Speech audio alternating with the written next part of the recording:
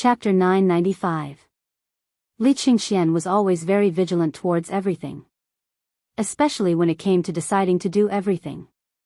From a certain perspective, he seemed to be very impressive on the surface, but Qing Chumo and the others also knew that there was a deep sense of inferiority in Li Qingxian's bones.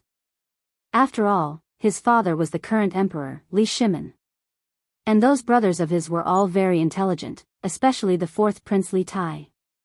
He was deeply loved by Li Shimin, Empress Zhangsun, and even Li Yuan.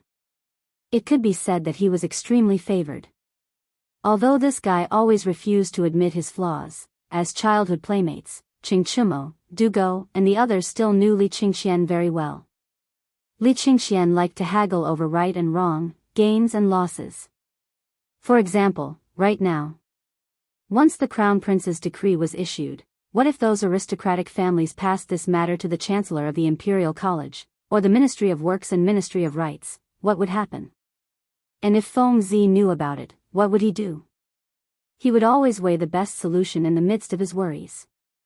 At this time, Du Go, Wei Shuyu, and the others looked at the dazed Li Qingxian and couldn't help but shake their heads slightly. Although they could usually fool around without a care in the world, they knew that Li Qingxian's worries were too heavy. This was also why the emperor wanted Li Qingxian to come and learn from Zhang Feng. Also, how could the emperor not know about Li Qingxian's frequent visits to Yan Lai Lu? The crown prince was one of the four great demon kings. How could the emperor not know? These matters, as long as one was familiar with them, they would be able to understand the reasoning behind it. It was just that the current Li Qingxian still couldn't let it go.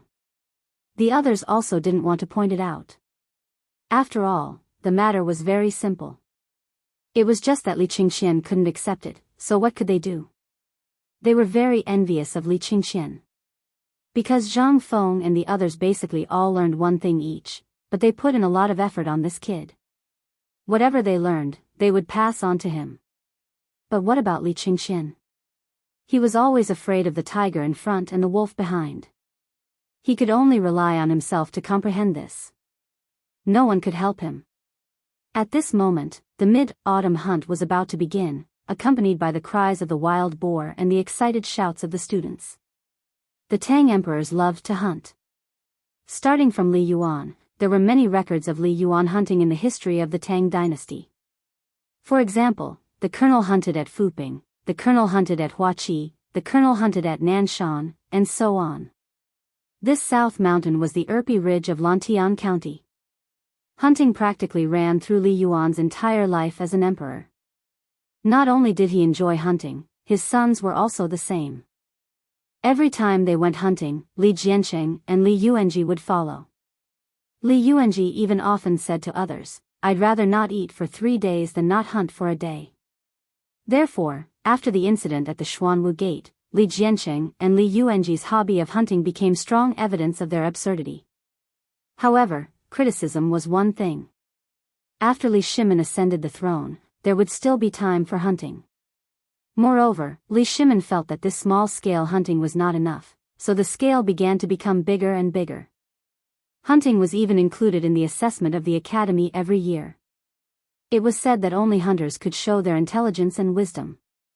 With the excited shouts, Qing Chumo and others looked at Li Qingxian. Finally, they gritted their teeth, picked up their weapons, and joined the hunting team. Seeing this, after a slight hesitation, Li Qingxian also stood up, adjusted his state of mind, raised his arms and shouted, "Wait for me." After Li Qingxian approached, Qing Chumo said half-jokingly, "What, have you thought it through?"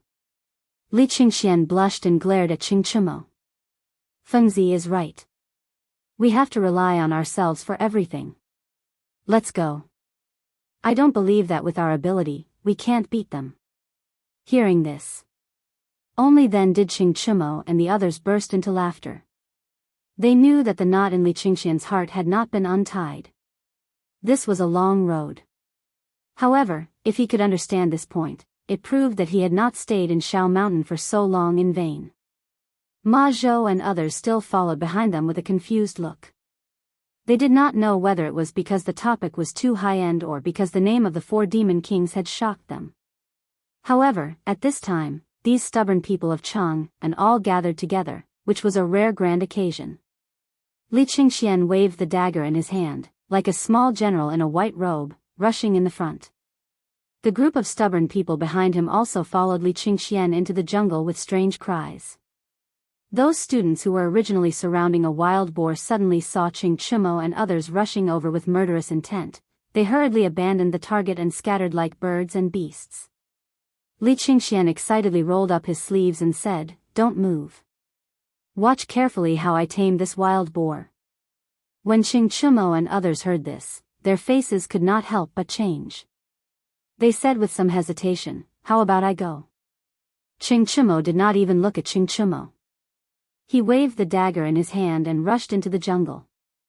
However, in the quiet jungle, after Li Qingxian's angry roar, Li Qingxian walked out of the jungle with his clothes in a mess. His expression did not change as he threw the dagger in his hand to Qing Chumo and said, "I'm going to rest for a while. This wild boar spirit is yours." Chapter 996. On the other hand, Zhang Feng had nothing to do. He directly occupied the outpost where he saw Niu Jinda and used it as a temporary resting place. And this beach was also a good place to fish. In less than 2 hours, Zhang Feng caught almost a dozen fish, and these fish were mainly wild grass carps. Although there were many carps, Zhang Feng often ate them. But at this time, if he caught carps and gave these people a reason to criticize him, it would be a little bad. After all, the current emperor had gone crazy and issued an edict that people were not allowed to eat carps, saying that it was a rebellion against the Li family. This made Zhang Feng, who had always liked to eat carps, want to curse. Carps were the best food for picnics. But at this time, because of this matter, Zhang Feng could only endure it. After secretly sharing 2 big carps with his children, he hurriedly took a dozen big grass carps back, ready to win people's hearts and humiliate the dean of the Imperial College. As the dean, Lao Tzu took the lead. "Damn, you only know how to sit and eat ready-made food?" When Zhang Feng took the 2 girls back to the camp, he bumped into Qing Yaojin and an unfamiliar old man who exuded an air of nobility. The moment she saw the old man, Jingshu's face changed slightly. She trembled slightly. Zhang Feng didn't take it seriously. The old man was wearing a yellow robe with a dragon embroidered on it. His hair and beard were slightly gray, but the mustache around his lips was well trimmed. Zhang Feng almost wanted to touch the mustache to see if it was fake. Qing Yaojin saw Zhang Feng and immediately laughed. "Ha ha ha, come, brother Xiaogong, let me introduce you. This is Lao Li's most proud business partner, the youngest viscount of the Tang dynasty, and the dean and chancellor of Cheng and University and White Deer College, Zhang Feng." "Oh right, these 2 are his wives." Li Xiaogong's eyes narrowed slightly. He stroked his beard and looked at Zhang Feng. No one knew what he was thinking. Qing Yaojin pulled Zhang Feng aside and said, "Feng Zi, come, this is a person with a great background. He is a prince and the minister of the Board of Rights." When Zhang Feng heard this, he thought to himself, as expected. This Li Xiaogong was quite a character. Although he was a noble prince, to be able to rely on his own ability to forcefully obtain the second position of the Lingyan Pavilion, it could be seen how high this person's political and military skills were. Behind him, several people dressed in bodyguard uniforms were all looking at Zhang Feng with incomparably sharp eyes. Behind this group of bodyguards were the 3 old guys from the Board of Rights and the Board of Works. They bowed and licked Zhang Feng's lips as they winked at him. Zhang Feng laughed and swung the rattan hanging around his neck. He stretched out his hand and said, "Hello, Lord Li. It's an honor to meet you. This little one has admired you for a long time, and your name is constantly ringing in this little one's ears." "Oh. Tell me, what did you hear?" Li Xiaogong didn't stretch out his hand. Zhang Feng awkwardly remembered that this was the Tang dynasty. He hurriedly bowed and said, "Student Zhang Feng greets the minister. I just found out that the minister is coming in person, so I was a little excited and abrupt. I hope the minister won't blame me." Seeing Zhang Feng laughing, Li Xiaogong asked in a somewhat unpleasant tone, "It's rumored that the braised meat, fine salt, cigarettes, white paper, beer, barbecue, and the liquor Lao Li once gave me in Cheng and were all made by you?" "That's right. Zhang Feng smiled. Logically speaking, it was impossible to disturb such a big shot during the mid-autumn hunt. Zhang Feng looked at Qing Yaojin suspiciously. Qing Yaojin signaled him to calm down. Qing Yaojin said with a smile, "Lord Li, don't just stand there. Let's go and sit down and talk." "There's no need. I'm here today just to see this kid." Li Xiaogong didn't give Qing Yaojin face, which made the three officials of the Ministry of Works and Rights a little confused. They didn't know what these two clowns were up to. Li Xiaogong looked at Zhang Feng indifferently and asked, "Let me ask you, there is a rumor on the street that you, as a cook, have opened a tavern in Cheng and that no one visits. Usually, there is no customer. Why have you opened 2 academies in such a flamboyant manner recently? What do you mean? Could it be that you want all of the scholars of Great Tang to be like you, becoming butchers? Then won't the Tang dynasty be sneered at? Is he here to pick a fight?" Zhang Feng was somewhat unable to figure out what Li Xiaogong's intentions were. Furthermore, for this awesome person to be able to occupy the second place of the Lingyan Pavilion's 24 meritorious officials, there was still some truth to it. At this moment, Zhang Feng could only laugh dryly and apologetically. When the 3 officials of the Ministry of Works and Rights heard this, they couldn't help but feel happy. The 2 officials of the Hongwen Guan School and the Imperial College couldn't help but straighten their backs. They looked at Zhang Feng with a faint smile, as if waiting for him to explain. Lord Li, what are you talking about? Although I did open a tavern before, who made the rule that people who open taverns can't read and learn? Can't teach and educate people? Take a look at Mr. Yushan. His journey has been a tragic and bumpy one. All of us have seen it with our own eyes. That's why this student only had this thought after learning about this matter. Furthermore, this student was in mourning before, so I didn't leave. However, the ambition in this student's heart has been brewing all the time. That's why I wanted to contribute my meager strength to these insignificant matters. As long as the Tang dynasty is strong and prosperous, even if I have to sacrifice my life, okay, this official knows. Li Xiaogong was somewhat speechless and interrupted Zhang Feng. He had long heard that this kid's eloquence was outstanding, but now it seemed, it was really frightening. Chapter 997. This time, it was mainly because he was curious about Zhang Feng. Last night, the emperor urgently summoned him to the palace to talk about this matter. Li Xiaogong was ready to see who this guy that the emperor and the retired emperor missed so much was. So he asked his good friend Qing Yaojin to set up a trap to test him. Li Xiaogong really admired Zhang Feng for what he had done before. But when he learned that Zhang Feng had such achievements in military affairs, he couldn't help but be shocked by Zhang Feng. But, it was better to hear about him than to meet him. At this time, seeing Zhang Feng's improper behavior, Li Xiaogong was a little angry. As the chancellor of the academy and a viscount, he actually hung such a dirty thing around his neck and didn't even take it off when he saw him. This matter was, Fengzi. Qing Yaojin walked to the 2 people secretly and whispered to Zhang Feng, pointing at his neck. Zhang Feng suddenly realized and patted his head, saying, "Oh right, I almost forgot. Old Chen, what time is it now?" Qing Yaojin was a little speechless.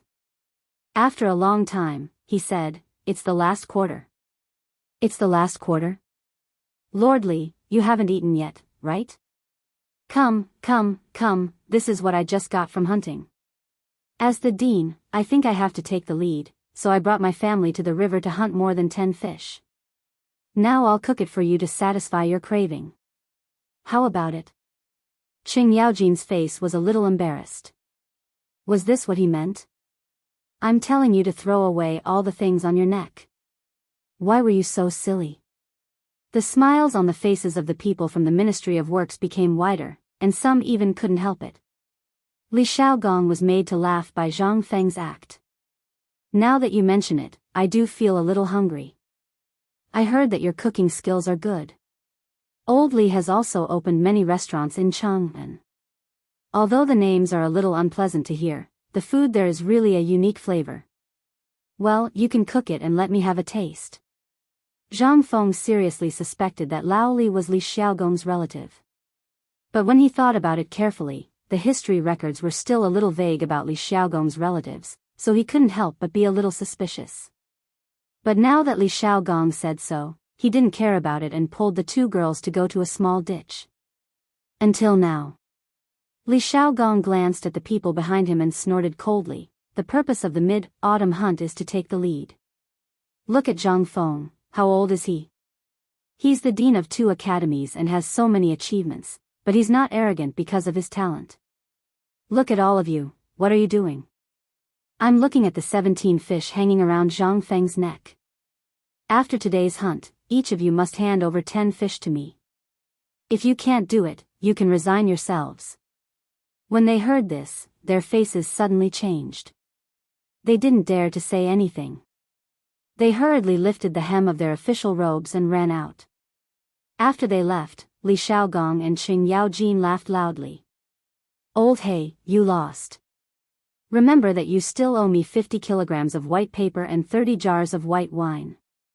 Qing Yaojin was a little angry. How did you know that this kid would fall for this trick? Li Xiaogong smiled but didn't say anything. Looking at the backs of Zhang Feng and the other two in the distance, he walked with Qing Yaojin to Zhang Feng with his hands behind his back and said, "It's actually very simple. Zhang Feng is a very simple and pure person, and what I said is reasonable." Did I say something wrong? That's true. Qing Yaojin thought for a while and couldn't help but give a thumbs up. I admire you, I really admire you. But, is it really okay to do this? It's okay. This time I came here to see what these people are up to. I also want to meet the people of the Wang family. I remember that I haven't killed anyone from their family for a long time. Li Xiaogong didn't hide his intention to kill at all. Since last night, the emperor had been investigating this matter. He was also very angry about it and was worried that Qing Yaojin and Miu Jinda wouldn't be able to handle it. That was why he called them over. After all, although Li Xiaogong was the Minister of Personnel now, he still had the deterrence from the past. Therefore, he was the most suitable person to come. Lord Li, old Chen, come over quickly. I'll give you a paper-wrapped fish today. At this moment, Zhang Feng was waving at the two of them excitedly. Li Xiaogong and Qing Yaojin heard this and the gloominess on their faces disappeared. Let's go. This kid is really carefree. Li Xiaogong shook his head speechlessly. On the other hand, Qing Yaojin smiled and said, I think Wang clan and the people of the Imperial College are thinking the same thing about Zhang Feng. Li Xiaogong was stunned. Why? The Mitsubishi bayonet will be in old Miu's hands tonight. What do you think this kid is up to? Qing Yaojin looked at Zhang Feng with a complicated expression and said, this kid has probably prepared an inescapable trap and is waiting for these people to take the bait. You mustn't underestimate Zhang Feng. Otherwise, just think about that old man Yuqi and you'll know. Li Xiaogong was stunned. Is this kid really that powerful? It's really that strange. Chapter 998. Afternoons always flew by quickly. Unknowingly, the sun had already slowly hung on the western horizon. At this time, Li Xiaogong, with a face full of shock, sat down on a stool in the middle of the camp in the valley with the help of Qing Yaojin. Qing Yaojin said speechlessly, the sun has already set. Why haven't these little bastards come back yet? Could it be that something happened? Without waiting for him to finish, Qing Yaojin heard the rustling of footsteps not far away.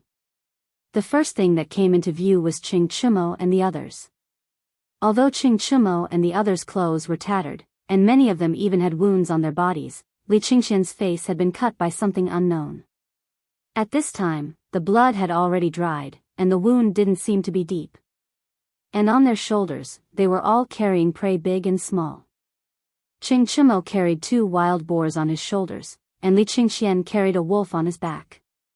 Although he was the most embarrassed at this time, it could be seen that he was really excited at this time. Seeing that Li Qingxian was fine and had even hunted a wolf, Li Xiaogong and Qing Yaojin were really greatly shocked. Qing Yaojin then hurried to the riverside and called Zhang Feng and the other two who were leisurely enjoying themselves. Jingshu, Zhang Yuyao, and Zhang Feng were sent to the barracks. It was better not to let them see these things, lest they feel uncomfortable at night. With two beautiful women lying beside them, it was already quite a test of a person's endurance.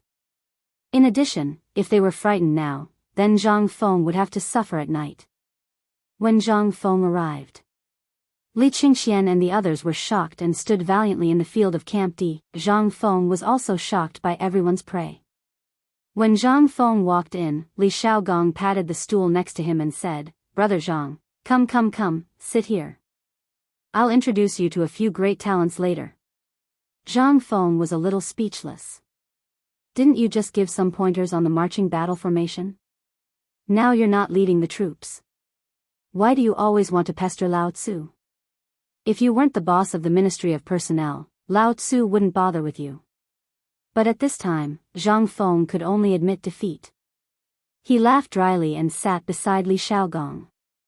When Li Qingxian and the others saw how close Zhang Feng and Li Xiaogong were, they all gaped and looked at Zhang Feng with a stunned face. Motherf *, what happened today? Why was Li Xiaogong, commonly known as the King of Hell, bought over by Zhang Feng in just one afternoon? What the *ck? What's going on? Li Xiaogong didn't care about everyone's gazes. He pointed at the people from White Deer College and Cheng, an academy, and said, "These people are not bad.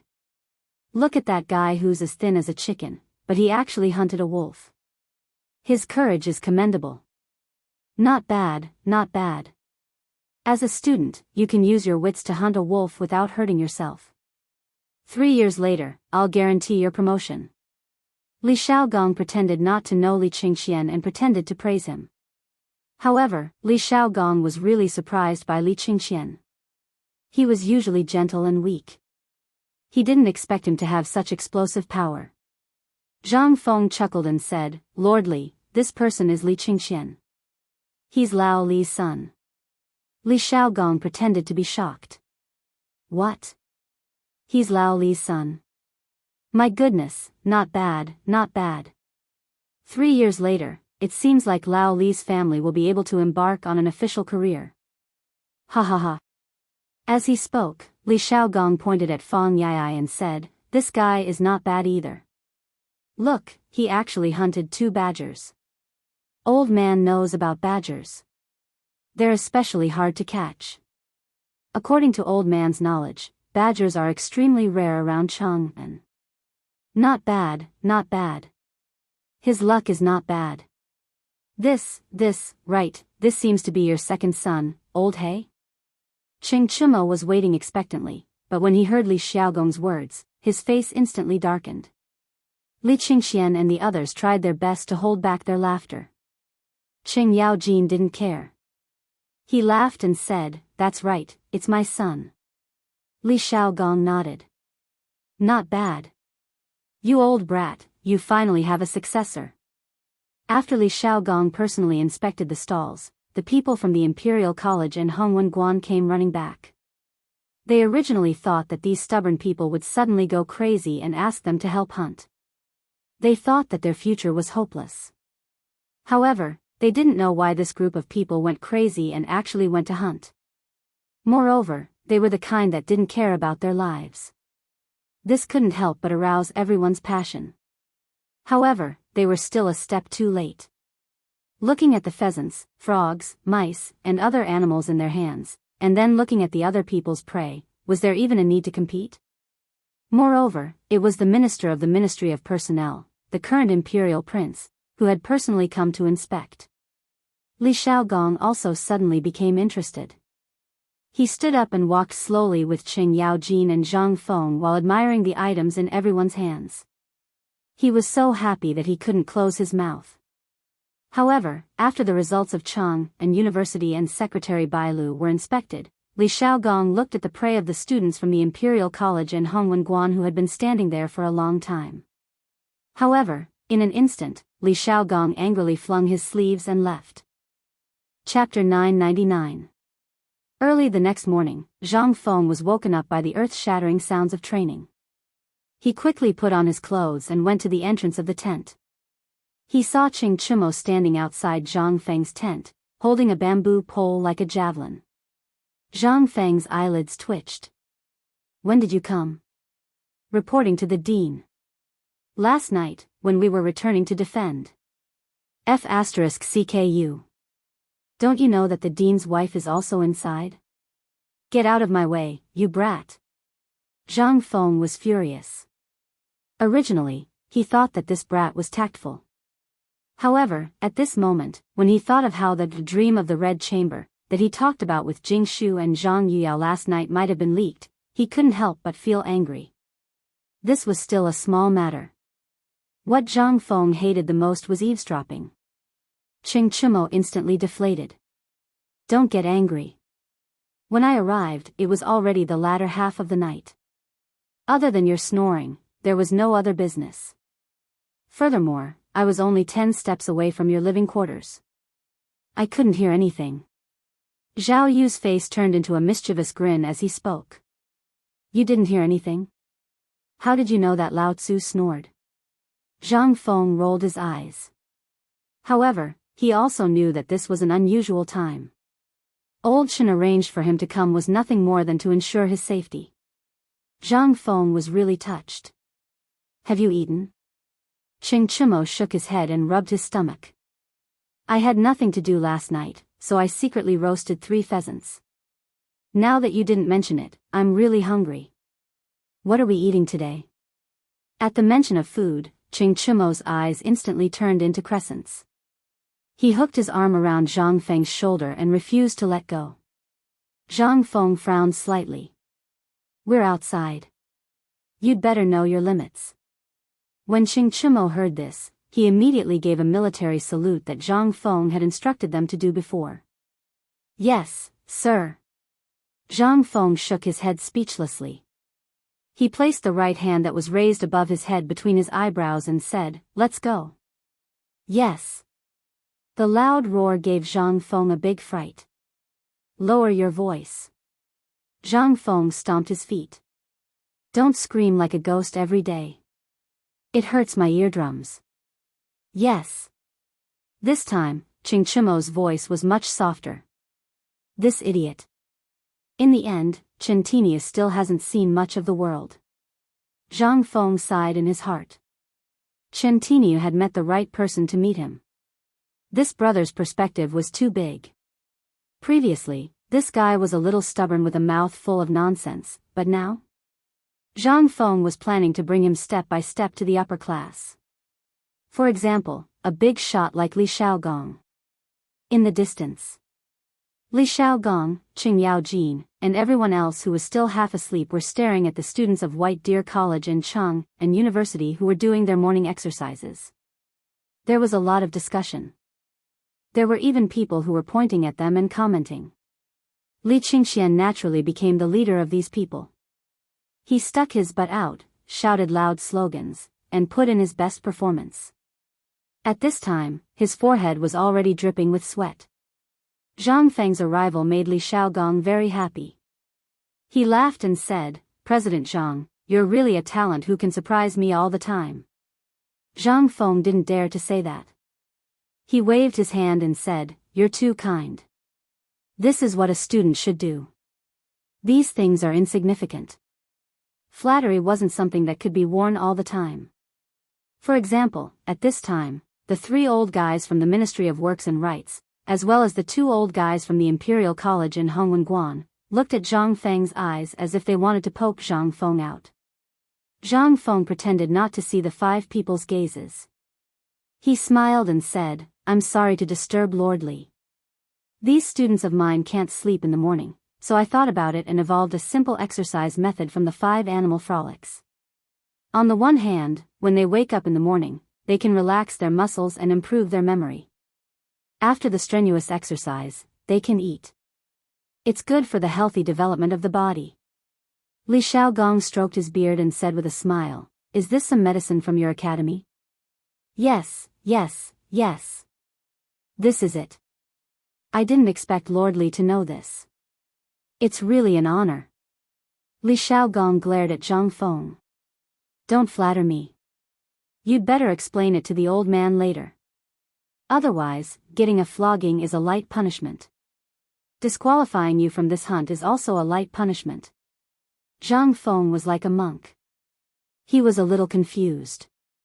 What the hell was going on? Wasn't everything fine just now? What was wrong with him this time? However, at this time, Li Xiaogong didn't pay attention to Zhang Feng.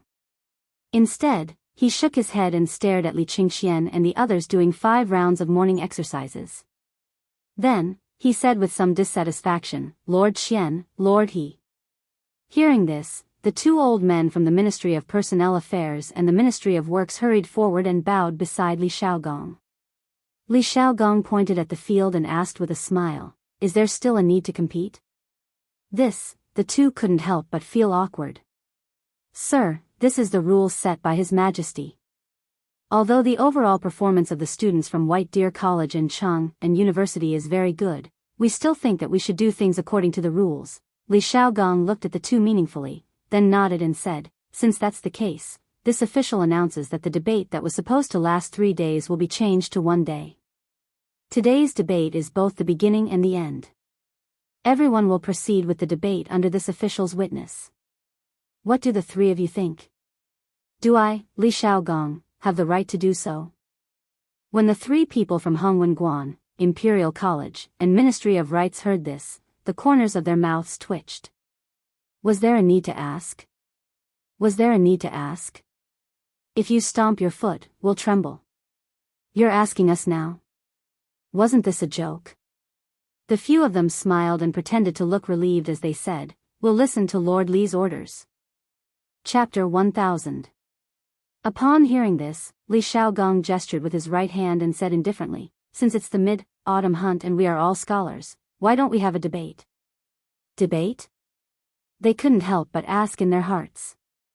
The dean of the Imperial College, Lu Hongwen, and the dean of the Hongwen Guan, Ouyang Kai, were a little confused at this moment. Needless to say, the 3 elders didn't dare to say anything. After all, they were nothing in front of Li Xiaogong. Zhang Feng was also interested.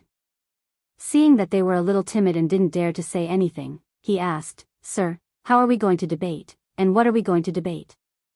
Li Xiaogong pointed to the students below the field and said, "According to the rules, the most important part of the mid-autumn hunt, other than the hunt, is the debate competition."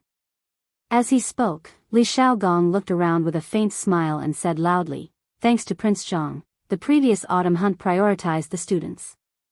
However, when I just arrived, I actually saw Prince Zhang setting an example and personally participating in the hunt. Since that's the case, all the deans who come must also participate in all the hunting activities in the future. I'm ashamed to say that old man and the others have been focusing on the students but forgot to set an example. Don't worry, the old man will definitely report to the emperor about your contribution." Haha. It's not worth mentioning. This is just a small matter, really not worth mentioning. Zhang Feng chuckled and waved his hand. What the hell is this old guy doing? Although Zhang Feng was smiling, he couldn't help but criticize in his heart. After hearing these words, it seemed to be announcing the official start of the debate. These students were all extremely intelligent people. At this moment, when they saw that the atmosphere on the stage was filled with the smell of gunpowder, they had already hurriedly found an opponent and went forward to start the debate in an orderly manner. They were afraid. They were afraid of being implicated. That would be terrible. In the field, the 3 people from the Ministry of Personnel, Ministry of Rights, and Ministry of Works looked at Li Xiaogong in shock. They didn't know what he was trying to do. Qing Yaojin was also a little stunned. However, he seemed to have understood something. He crossed his arms and watched the show. As for Jing Shu and Zhang Yuyao, the 2 girls originally wanted to take a look at the top talents of the world. However, as they listened, their attention was drawn to Zhang Feng. They couldn't help but open their eyes wide in curiosity and stare at the few people without blinking. Zhang Feng smiled and made a gesture of invitation. "I hope Lord Li can tell me what to do. I've long heard that Prince Zhang is a master of poetry and poetry. I've also heard rumors from Lao Li and others that Prince Zhang once recited 100 poems in a night. However, I've never seen it before. Everyone here, except for Lao He, basically has dabbled in poetry. Naturally, you know that the fastest time a poem takes to be completed is more than a month. However, you said that he recited 100 poems in a night. That's why the old man wants to see Prince Zhang's talent in poetry. Hearing this, Lu Hongwen and the others couldn't help but gather with the people from the Ministry of Works and the Ministry of Rights. They whispered softly for a while. Then, Lord He from the Ministry of Works asked, "May I ask Lord Li, is this debate related to poetry? However, you also know that Prince Zhang has a reputation in poetry. Isn't this a little inappropriate?"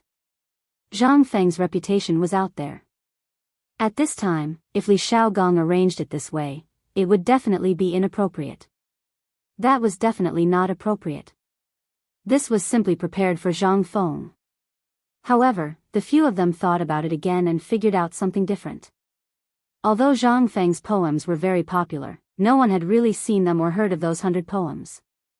They had only heard bits and pieces of Zhang Feng's poems. Although everyone wanted to see it for themselves, what was this? This was the Mid-Autumn Hunt. Moreover, it was hosted by the Minister of Personnel, Li Xiaogong. What did this mean? The people were not fools.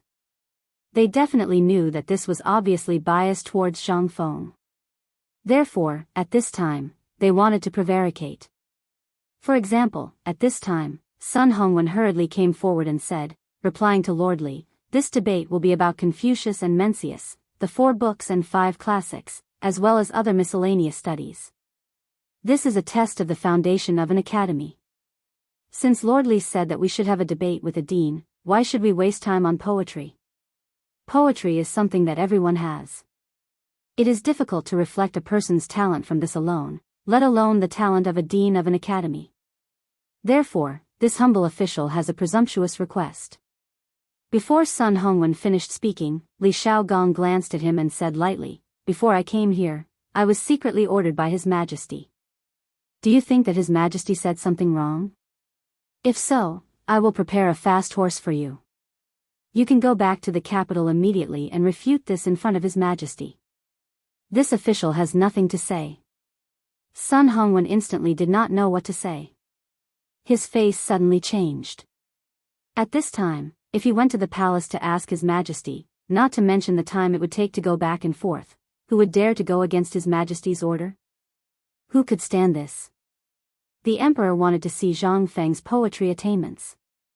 Who were they?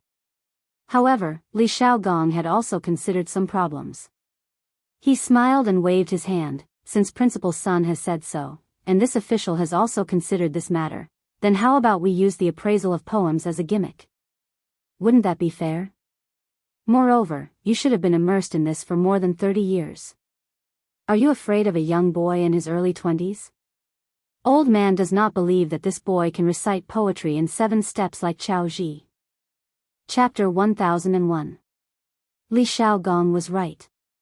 Even if he started learning poetry when he was in his mother's womb, he only had 20 years. Throwing out the first 3 years, and removing the 3 years of literacy, he only had 14 years. What could he do in these 14 years? How many books could he read? How many ancient books could he read? As for the rumor that he could compose 100 poems in one night, it seemed that the emperor didn't believe it and wanted to expose this person's conspiracy. So, after all, those poems were just rumors. No one knew if this kid had actually created them in a single night. Everyone thought about it and they couldn't help but feel a little excited. Lord He from the Ministry of Works gathered his courage and stepped forward. He cupped his fist and bowed, "Since Lord Li has said so, we can only respect him. But for the sake of fairness, old man thinks that the quality of the poems should be the most important. What do you think?" Zhang Feng smiled. He didn't know what Li Xiaogong was up to, but after listening to Zhang Feng, he realized something. Lao Li's means were really something. Not only did he call the 4 great scholars brothers, but he could also invite the Duke of the Imperial Court. He was also the second person in the Lingyan Pavilion. At this time, he heard Li Xiaogong say that the emperor sent him here because of this. What kind of means did Lao Li have?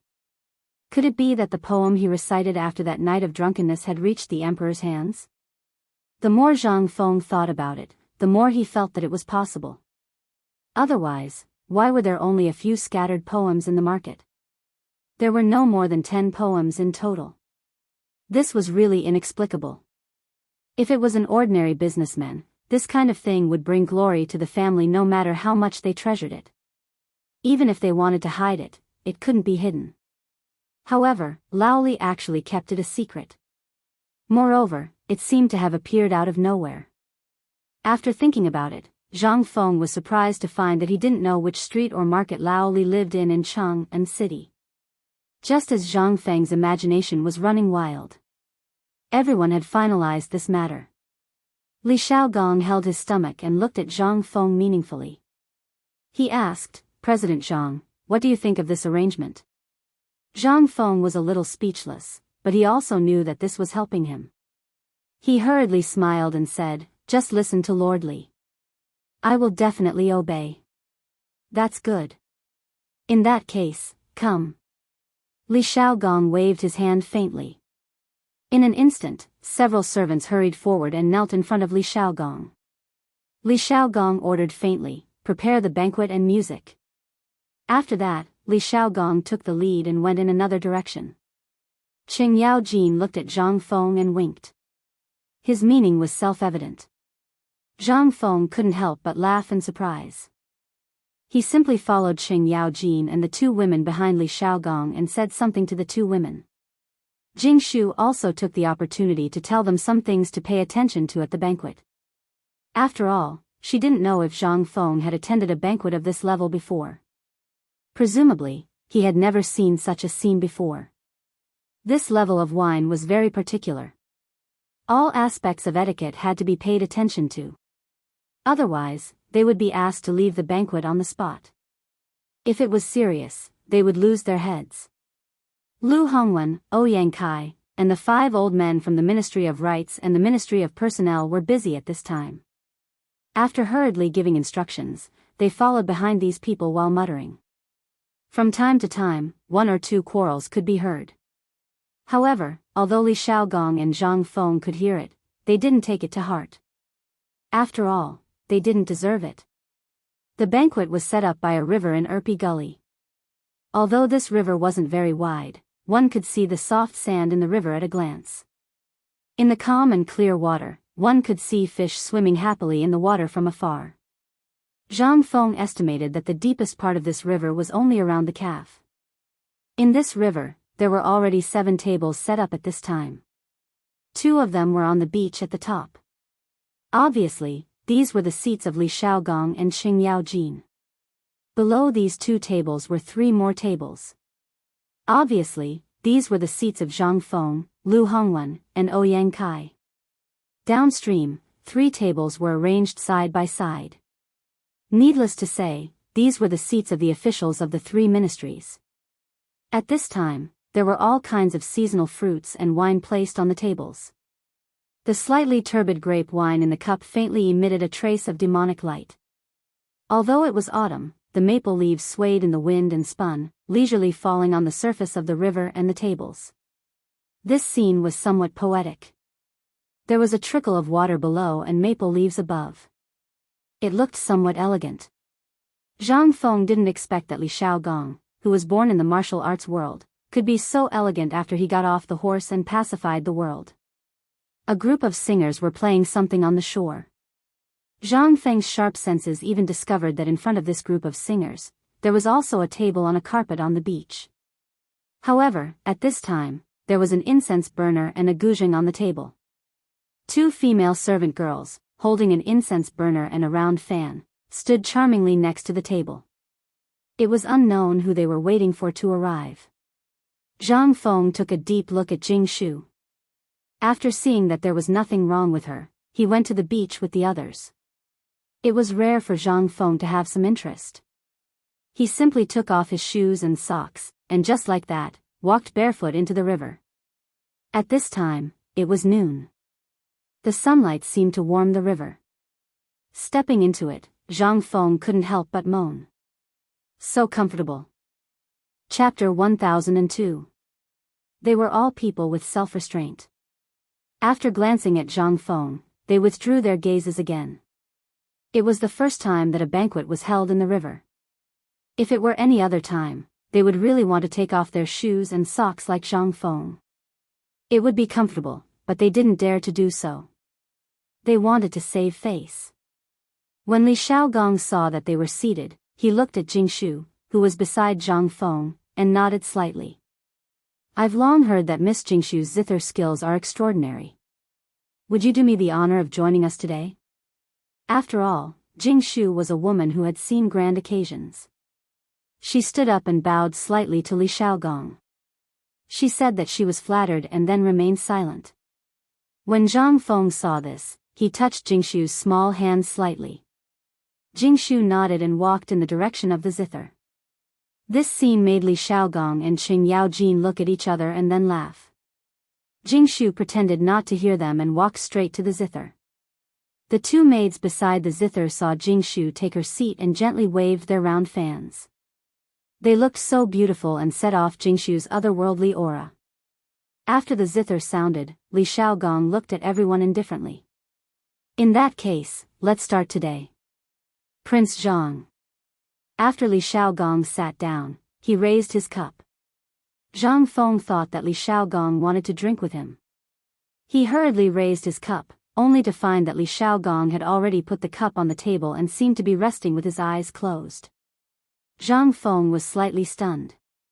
He saw that the two people opposite him, as well as the three people from the Ministry of Works and Rights, were covering their mouths and snickering. Qing Yaojin coughed and made a gesture of reciting a poem. Zhang Feng was speechless. Damn it. Let Lao Tzu compose a poem. You're a man with a military background. Why are you pretending to be noble and virtuous here? Seeing this, Zhang Feng was slightly unhappy. He lazily clasped his hands to Li Xiaogong. In reply to Lord Li, I only know some sour sentences. How dare I embarrass myself in front of Lord Li and the two presidents?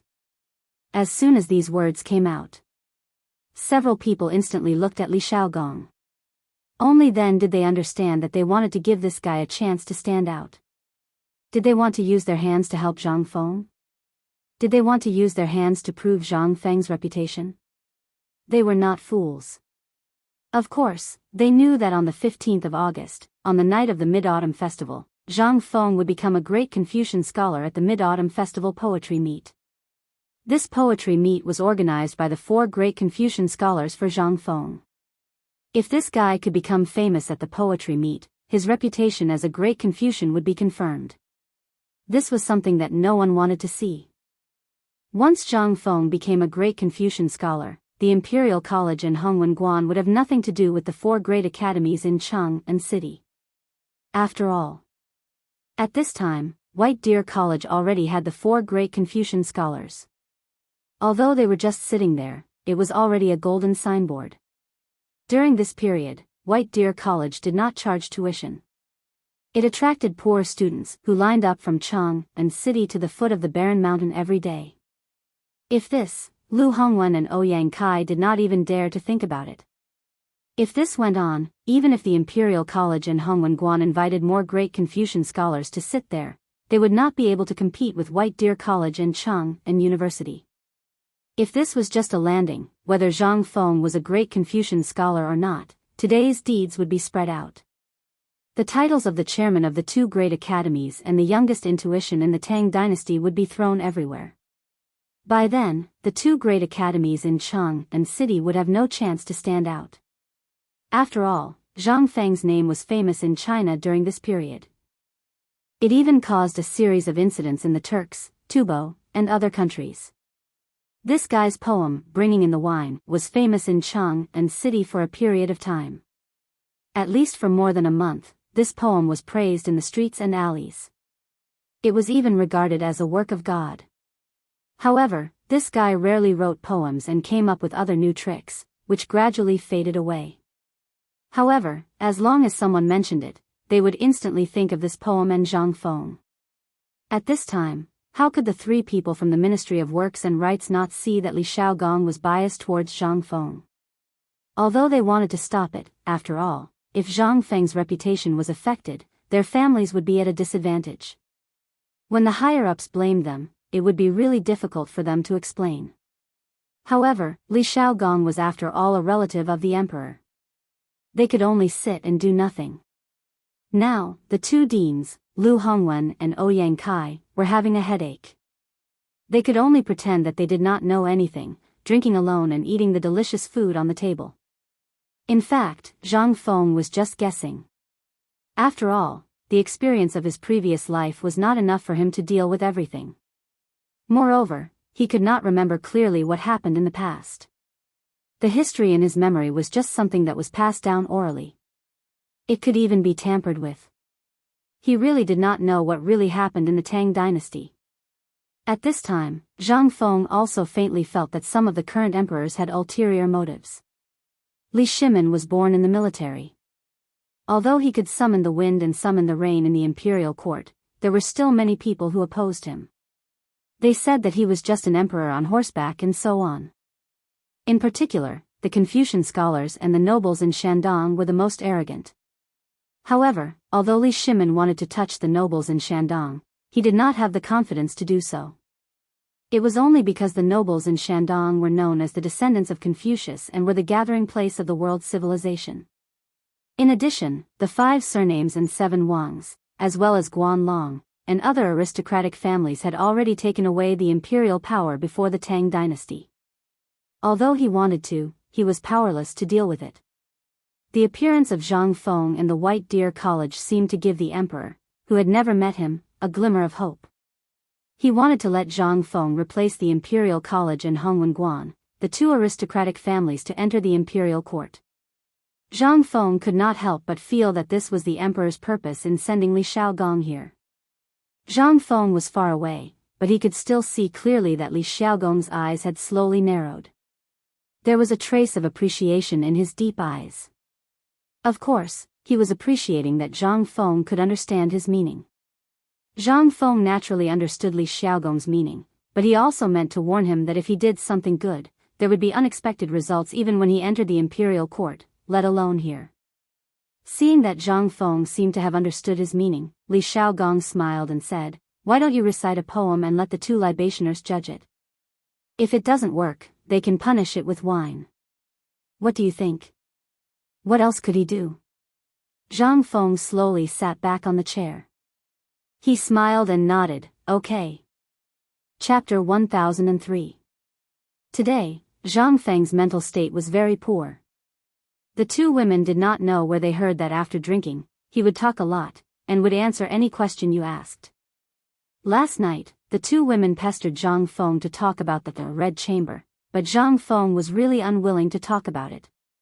After all, that thing consumed too much energy, and now he had something important to do. The 2 women were also clever, and directly got Zhang Feng drunk. It was unknown which big mouth told the 2 women this trick. After getting drunk, Zhang Feng's poetic way of passing the time, in one breath, he talked from Susher to dawn. If it were not for the severe headache and swelling in his head, coupled with the fact that he really could not hold in his urine, Zhang Feng might still be lying on the bed at this time. Until now, Zhang Feng's head was still somewhat groggy. At this time, the warm water from the soles of his feet washed the soft sand, flowing between the soles of his feet. A burst of comfortable and numb feeling made Zhang Feng somewhat drowsy. In order to not be sleepy here, Zhang Yuyao reluctantly picked up the wine that Zhang Yuyao poured for him, and drank it to the brim. He smacked his lips and frowned. Lu Hongwen, Ouyang Kai, and the others all knew some of Zhang Feng's methods. At this time, they were all looking at Zhang Feng, frowning, and silently calculating for him. About the time it took to brew a cup of tea. The originally abnormally sleepy Zhang Feng simply laid his whole body in the river, allowing the river water to flow between his cheeks and hair. He even faintly felt a few small fish slap his cheeks a few times. After a little sober, Zhang Feng sat up and stretched out his hand. Zhang Yuyao was very sensitive to this kind of thing. Changing to a large bowl, he filled it to the brim with wine for Zhang Feng. Zhang Feng frowned slightly, but still raised his head and drank the entire bowl. Closing his eyes for a moment, he opened his lips slightly and sang with his eyes slightly narrowed, "Wine and song, life is short, like the morning dew, the passing days are bitter, My heart is for you, I sing, until now, I have a guest, the drum and the flute, the moon is clear, when will it retreat, the banquet is full of perseverance, the heart is full of gratitude, the moon and the stars are sparse, the crow flies south, circling the tree 3 times, which branch can lean against the mountain, not tired of the high sea, not tired of the deep sea, the Duke of Zhou's nourishment, the whole world is in my heart. Just like how Zhang Feng pretended to be pretentious with the poem, the moment the poem came out, even the musician who was playing the music stopped playing. As for Jing Shu, she was playing the guzheng passionately along with the poem. The poetic quality of the poem, coupled with the zither music, caused the artistic conception of the poem to explode to the extreme. Li Xiaogong couldn't help but be slightly stunned. This poem was Cao Cao's masterpiece when he was at his peak. Zhang Feng slightly edited a few lines and added some things himself. Cao Cao existed in this world. Zhang Feng had seen him in the ancient books of White Deer College, but there weren't many of Cao Cao's poems that had been passed down. For example, the poem that Zhang Feng sang just now was one of those poems that had never appeared. Zhang Feng's action could be considered to have filled the gap in this world. In order to respond to the current situation where the whole world was united, and even more so for Li Xiaogong to bring this poem to the emperor. The most wonderful thing was that the line in the poem, the Duke of Zhou spat out some negative points, actually existed in this world.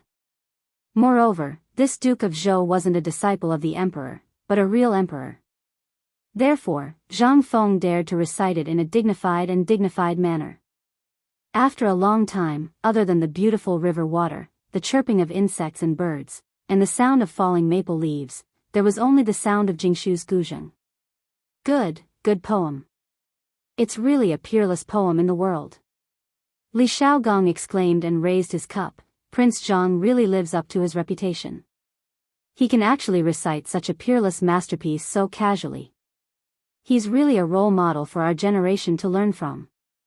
After that, Li Xiaogong drank a cup of wine. Qing Yaojin also hurriedly echoed, although I'm a bore and don't know any bullshit poems, this poem makes me feel good. Good poem. It's definitely a good poem. Lu Hongwen and Ouyang Kai from the Imperial College opposite them remained unchanged. After all, they were also people who had experienced great storms and had read countless poems. Basically, every day, they would encounter poems passed to them by students or addresses.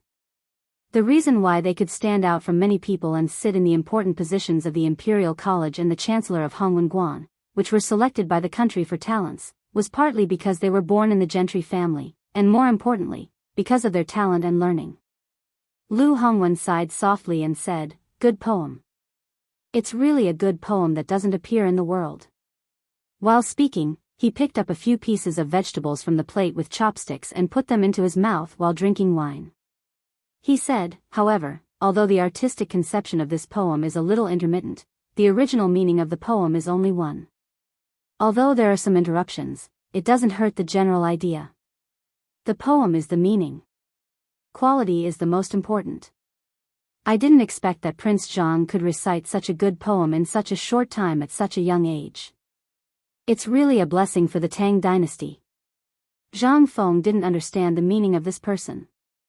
He blinked and calmly said, "Thank you for letting me win." However, as expected, this old guy didn't have any good intentions. After this old guy drank a cup of wine, he got up drunkenly and clasped his hands to Li Xiaogong. Although Prince Zhang's poem is very good, and many famous people in the literary world can't even compose such a beautiful poem, this old man feels that if this matter is debated, this old man is a little unconvinced. If Prince Zhang can compose a poem based on our current situation, then we can be considered to be convinced. Ouyang Kai, Lord He, and Lord Xian heard this and nodded repeatedly to express their agreement. Li Xiaogong heard this and smiled slightly but didn't say anything. Instead, he looked at Zhang Feng and asked with a smile, "Prince Zhang, what do you think?" Chapter 1004. Zhang Feng didn't say anything. He only cupped his fist and made an inviting gesture. Although the crowd didn't understand what Zhang Feng's gesture meant, the general meaning was clear. "Since this lord wants to use the current scenery to make a poem, can you give me a hint? Otherwise, this old man will accuse me of cheating again." You. Impudent. How can you measure the heart of a gentleman with the yardstick of a villain? We are just speaking the truth and have no intention of targeting you. Could it be that Prince Zhang is angry out of humiliation? Zhang Feng looked at the two of them with a fake smile and didn't say anything. Instead, he turned to look at Lord He and Lord Xian from the Ministry of Works and Rights and said, if that's the case, why don't we ask Lord Xian, Lord He, and this lord to give me a hint based on the current situation? If I can make a poem of the same quality as the one you just made, what will you say? If I can't, what will you say? This was simply the heavens helping me. When the three of them heard this, their eyes flashed with joy. Since you want to die, then the old man and the other two will fulfill your wish. Lord He smiled and said, what does Lord Li think? The three of them were smart. They knew that Zhang Feng was digging a hole for them, so they threw the hole to Li Shaogong. Li Shaogong also didn't know what Zhang Feng was up to. He nodded calmly and said, just do as I say. Lord He and Lord Xian looked at each other and smiled. Lord He then looked around and said, it's autumn now. There are maple leaves, flowing water, and the sound of zither. Why don't Prince Zhang recite a poem based on this beautiful scenery? If Prince Zhang can make a poem similar to the one just now, we are willing to respectfully address Prince Zhang as Sir. What do you think? If Prince Zhang can't do it, he just needs to drink a cup of wine. What do you think? Yes. Zhang Feng nodded faintly. His eyes swept across the faces of these people one by one.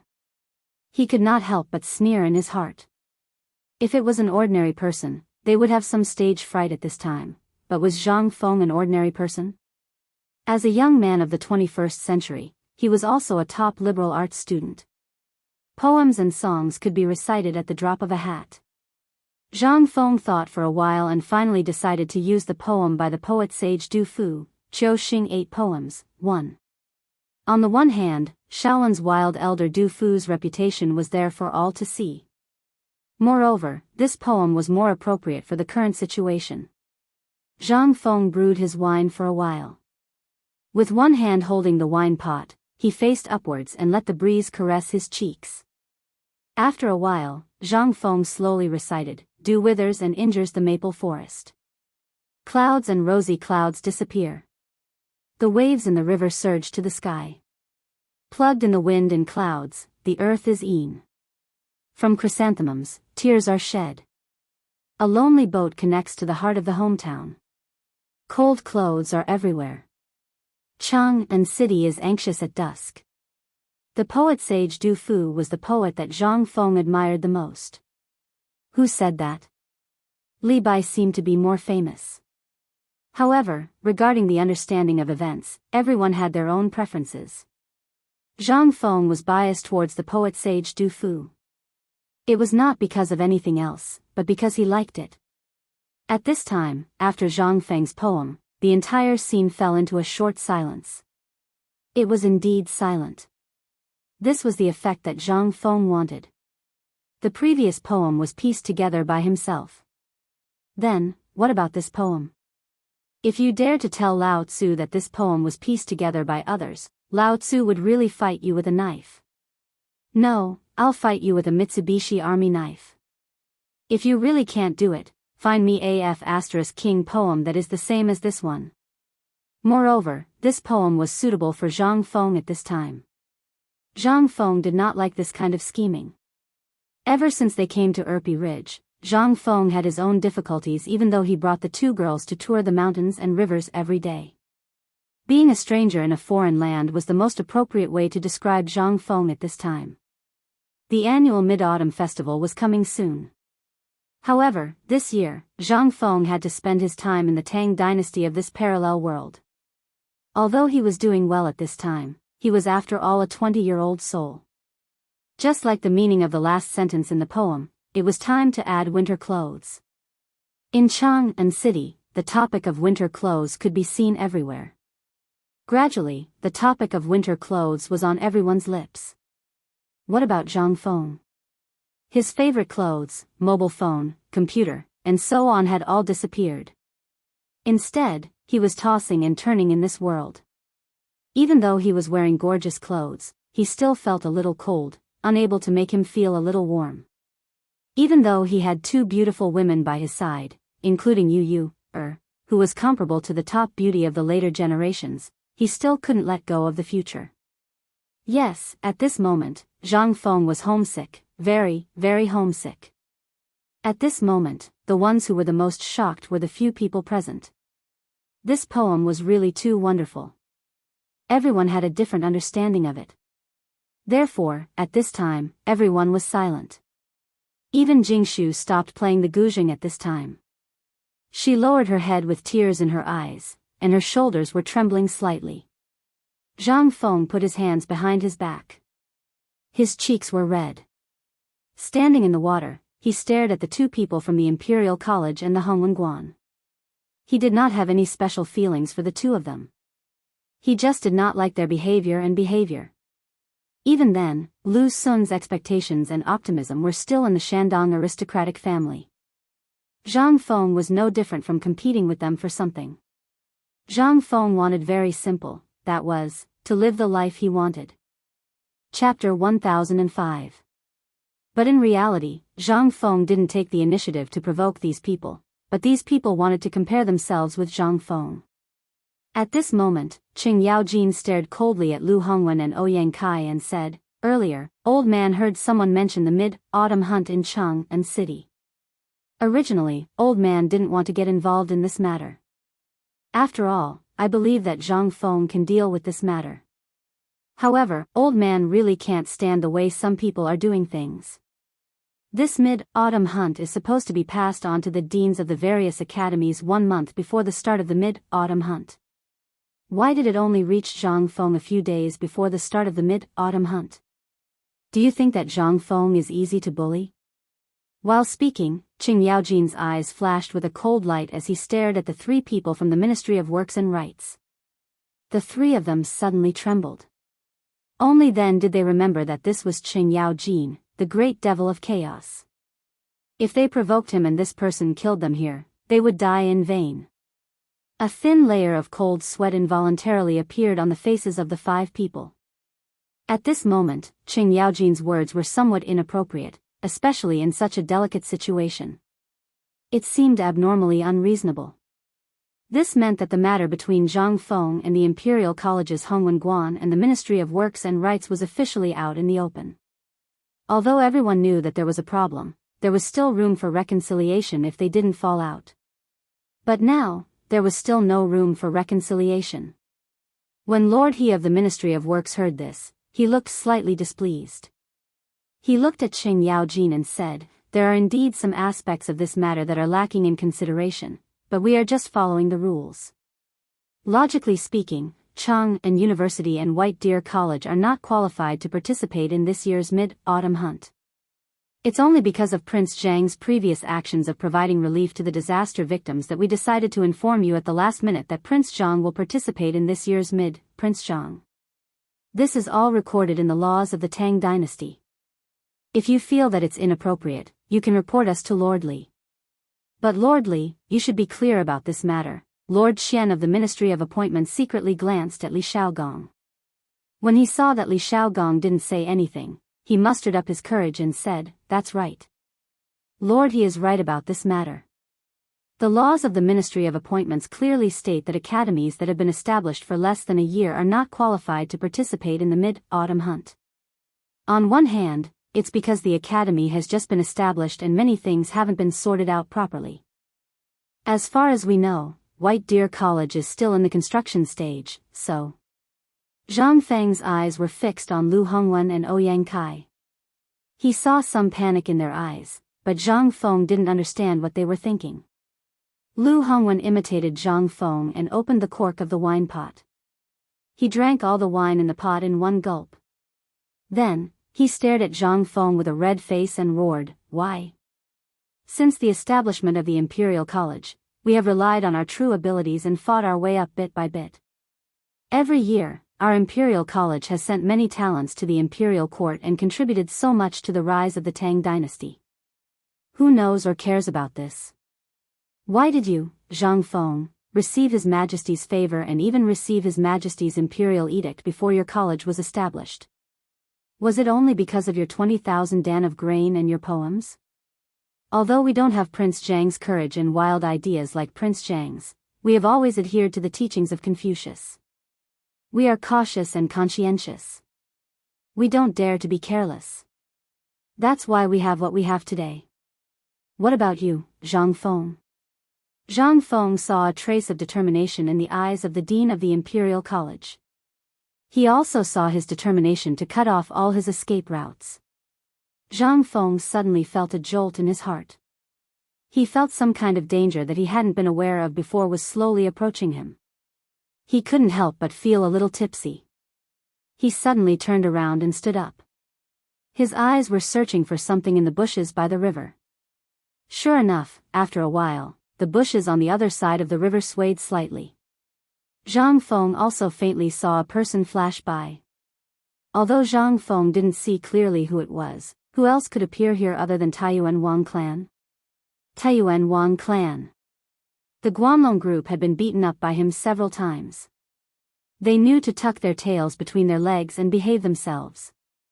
But what about Taiyuan Wang clan? I, Zhang Feng, only want to do my own thing peacefully. I don't want to be enemies with anyone. But you, Wang clan, have to be the first to stand out and compete with me. Since that's the case, I, Zhang Feng, have a grudge with you.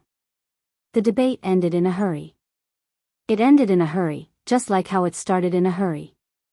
It was mainly because of the appearance of this mysterious person that the conflict between Zhang Feng and Hongwen Guan Imperial College was temporarily put aside. The result was self-evident.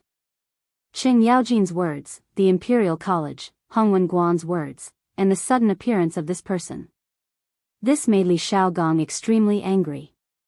The result was no longer important. What was important was that they had already shed all pretense of cordiality.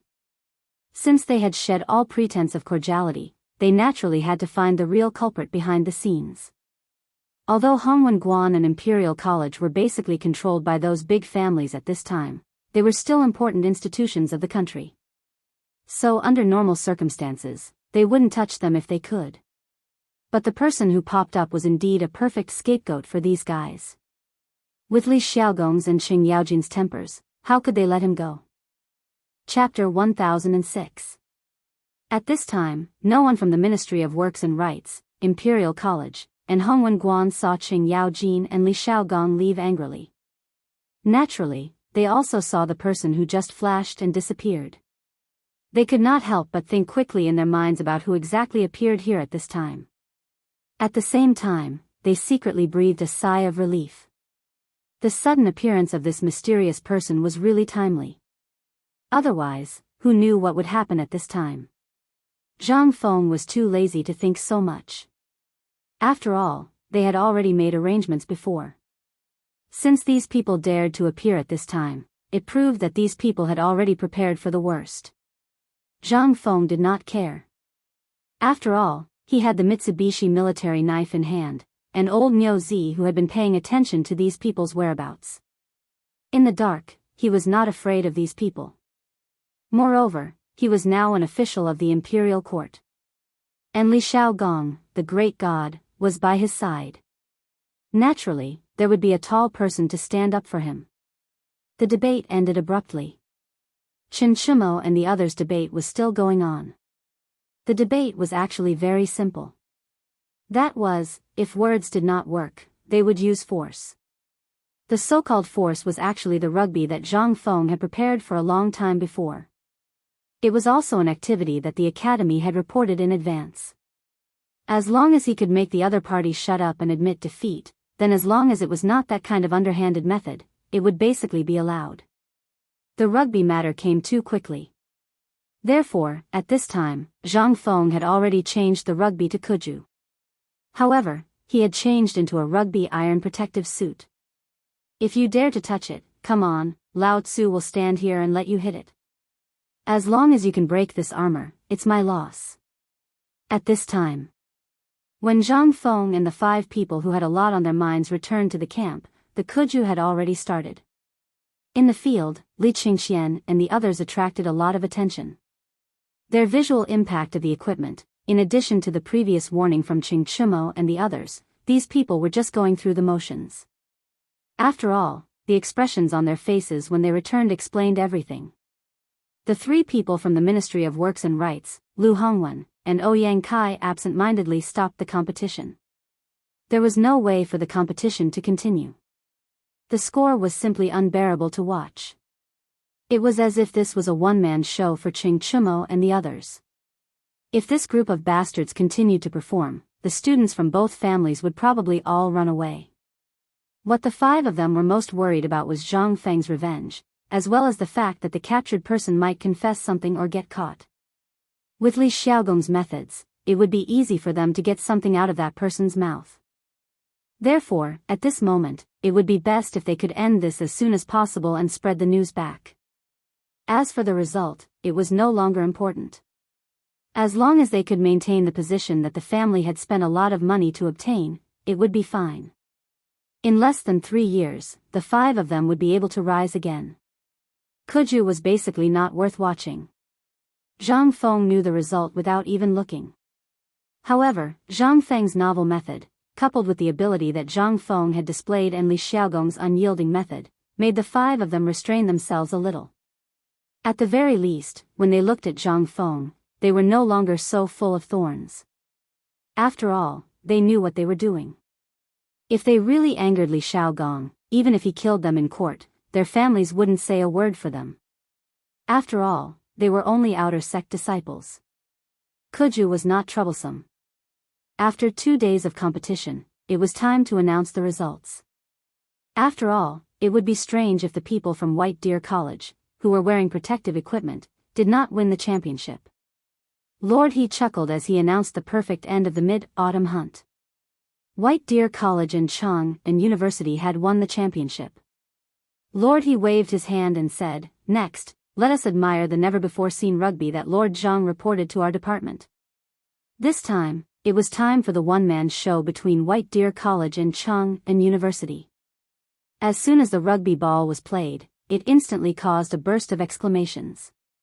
Even the Ministry of Works, the Ministry of Rights, and the 2 deans joined in the discussion. They wanted to get some training methods from Zhang Feng. After all, these things were important.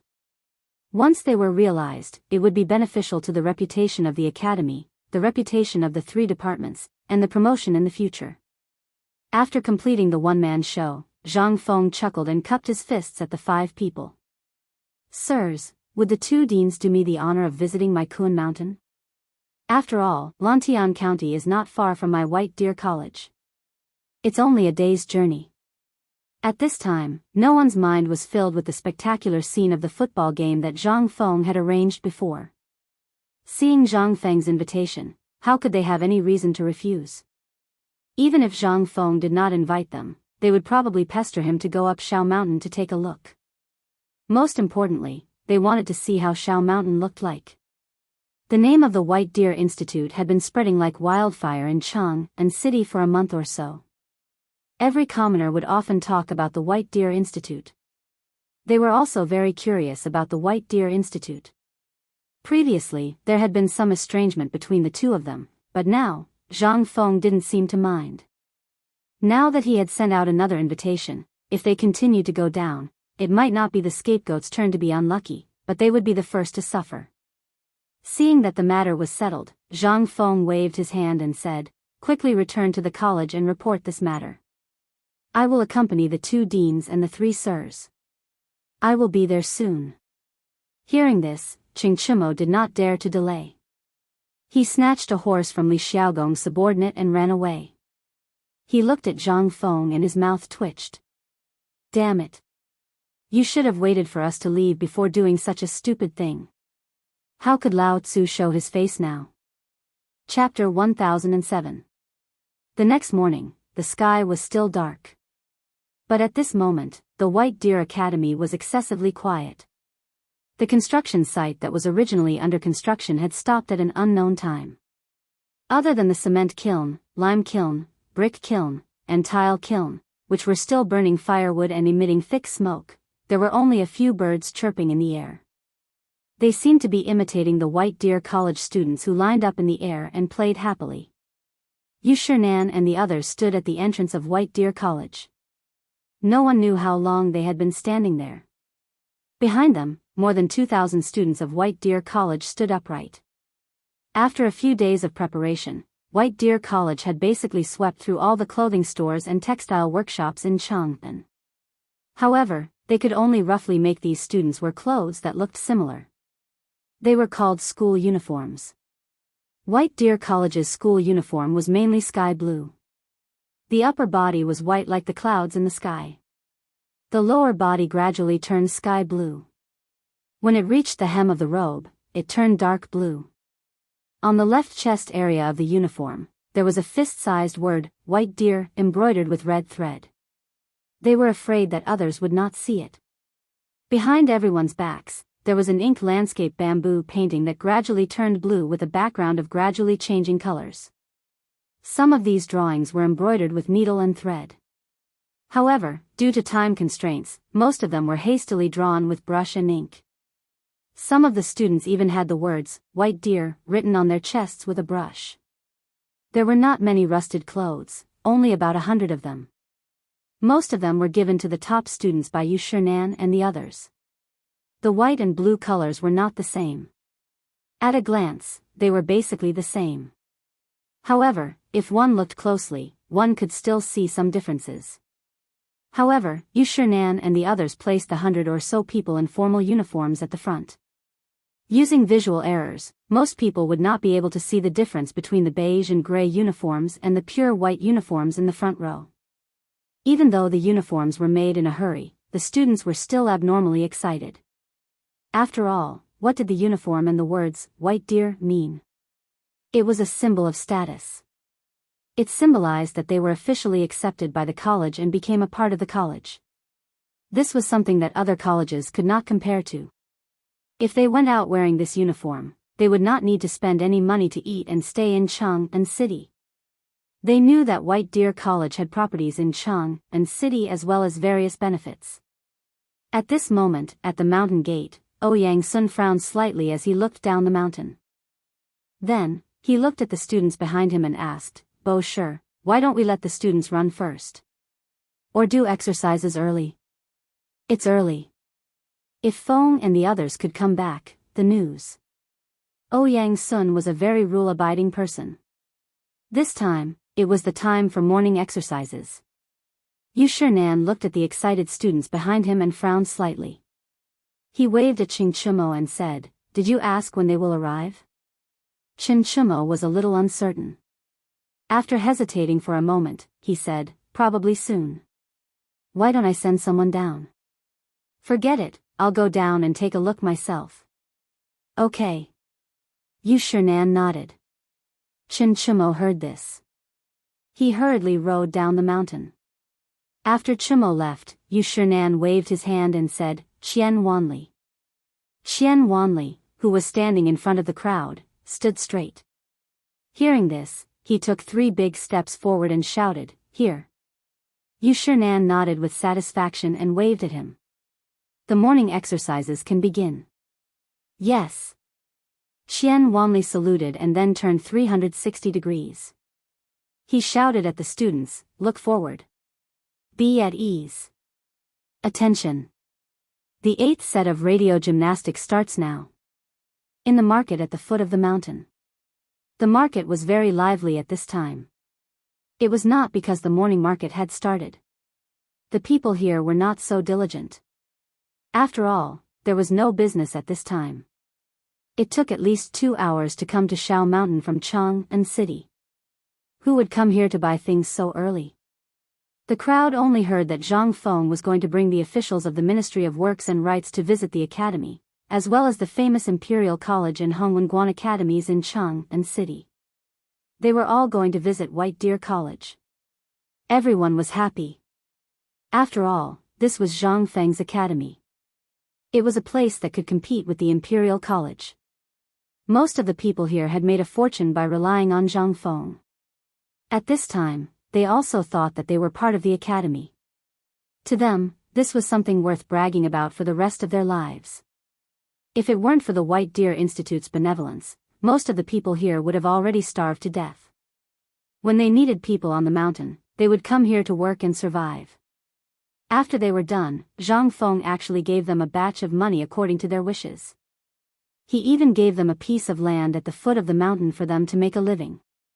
Moreover, there were no taxes here. One only needed to donate some money to the academy every year. Principal Zhang even said that it depended on the individual's situation. 1 copper coin was fine, and he wouldn't mind even if it was 10,000 strings of string of coins. How could there be such a good person in the world? Boom! Boom! Boom!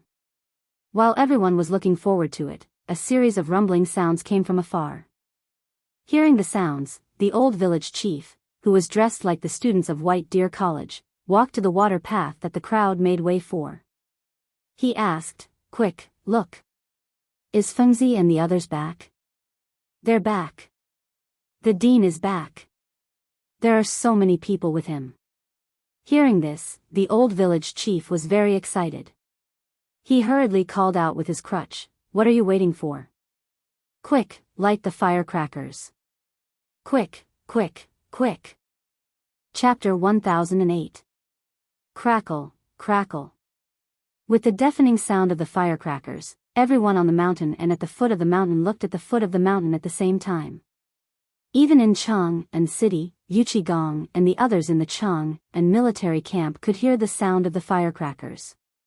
"Quick. The dean is back. Do you remember how he taught you to stand in line?" Yu Shinan waved his hand when he heard the firecrackers at the foot of the mountain. "Yes." More than 2,000 students who had just finished their morning exercises shouted in unison. If someone did not know, they would think that this was not the academy, but the military camp at the foot of the mountain. No, they were standing even more upright than the ones in the military camp. Qian Wanli was very excited. At this time, Chen Tinyu and the others were not on the mountain, so this difficult task fell on him. For example, he was responsible for the daily running exercises and so on. Now that he heard that the dean was coming back, and that he was coming back with the people from the Ministry of Works and Rights, what was this? This was the time to bring honor to the academy, and the 2,000 students that he was leading were the foundation of the academy. If something were to happen here, then even if he, Qian Wanli, was chopped into pieces, he would not be able to make up for the loss. "They're here. Mr. Bo Shi, they're all here." Hearing this, Yu Shinan and the others subconsciously tidied up their wrinkled clothes, and even took out a peachwood comb and a bronze mirror to tidy up their appearance. After tidying up, Yu Shinan and the others pondered for a while. At this time, it was not appropriate for them to wait at the mountain gate. After all, they were great Confucians, and those people, although having official titles, had to salute them when they saw them. At this time, that's not right. Yu Shinan punched his palm with his right fist, looked behind him, and then looked at the foot of the mountain and said, "Qian Wanli, tell everyone to go to the school field and wait." "Is everything ready?" "Mr. Bo Shi, everything is ready. Just wait for the dean to come back." "Good. Go." Hearing this, Qian Wanli performed a modern standard military salute. Then, using the hand signals of the traffic police, he directed the groups of students to follow him in an orderly manner. They jogged all the way to the field. The playground was naturally the huge basketball court between the teaching building and the dormitory area of the academy. That place was too big. It didn't feel crowded at all even though there were more than 2,000 people standing there. Below the teaching building of White Deer College, 3 statues were being dealt with. In the middle was a statue of Confucius, and on both sides were statues of Mencius and Lao Tzu. In the middle of the square, there was an open book carved with the disciple rules engraved on it. On the side of the stone carving was the handwriting of the 4 deans of White Deer College. It was called meticulous calligraphy. This was the first time they had seen such characters. However, they had heard from Zhang Feng that these characters were simplified Chinese characters, which were more concise and clear. As for the actions of Qian Wanli and the others, was there even a need to mention it? They were all the products of Zhang Feng's training. Gloriously, it was said that this would help with the management of military-style teaching. In the beginning, everyone was so happy that they wanted to die. This was especially so when Zhang Feng left the academy to participate in the mid-autumn hunt. Almost the entire academy did nothing but focus on training these characters. In the past 7 days, the results were obvious. At the very least, those who objected had shut their mouths. It seemed that even Mr. Xian Ben, who loved to nitpick, was full of praise for this method. At this moment, below the 3 statues of the teaching building, there was a high platform made of cement and bricks. On the high platform, fruits, tea, and other items had already been placed. After Yu Shinan and the others sat down, Ouyang Sun frowned when he saw the basketball racks. He wanted to say something, but in the end, he kept his mouth shut. There was a reason why they had to choose this place out of all the other places. This type of teaching building was unique even in the Tang dynasty. In addition, with such a novel and innovative campus facility, it was also the time to show the strength of White Deer College. At this moment, Ching Chimo once again urged the horses to go around the entrance of the mountain and the campus to pass on the latest information. When Ching Chimo finally appeared, behind Yu Shinan and the others, Zhang Feng and the others had already appeared, sitting on poles as they slowly walked over. Seeing this, Yu Shinan waved his hand. Qian Wanli, who could not wait any longer, immediately shouted, "Everyone, look to the right." Whoosh! A chorus of voices rang out. More than 2,000 students present instantly turned around. The sound of the soles of their feet rubbing against the cement floor instantly exploded into a loud noise. Salute! Pa! At this moment, looking at the students of White Deer College standing upright and thinking of the strange actions of the White Deer College students during the mid-autumn hunt, everyone who came to visit was stunned by this spectacular scene. Chapter 1009. Lu Hongwen finally regained his senses after much difficulty. Looking at the movements of more than 2,000 students, including the movements of raising their hands and placing them at the corners of their eyes and eyebrows, and the fact that they were all of similar height, he could not help but feel a little shocked. Thinking about it, as the top institution of learning in the Tang dynasty, how many students did the Imperial College have? Putting aside the fact that these more than 2,000 people were trained for a short period of time, just this feat alone was enough to make people admire them. His Imperial College had less than 200 people in total, and all of them had high standards. Even if he, Lu Hongwen, had to wait for 2 hours to give them a lecture personally.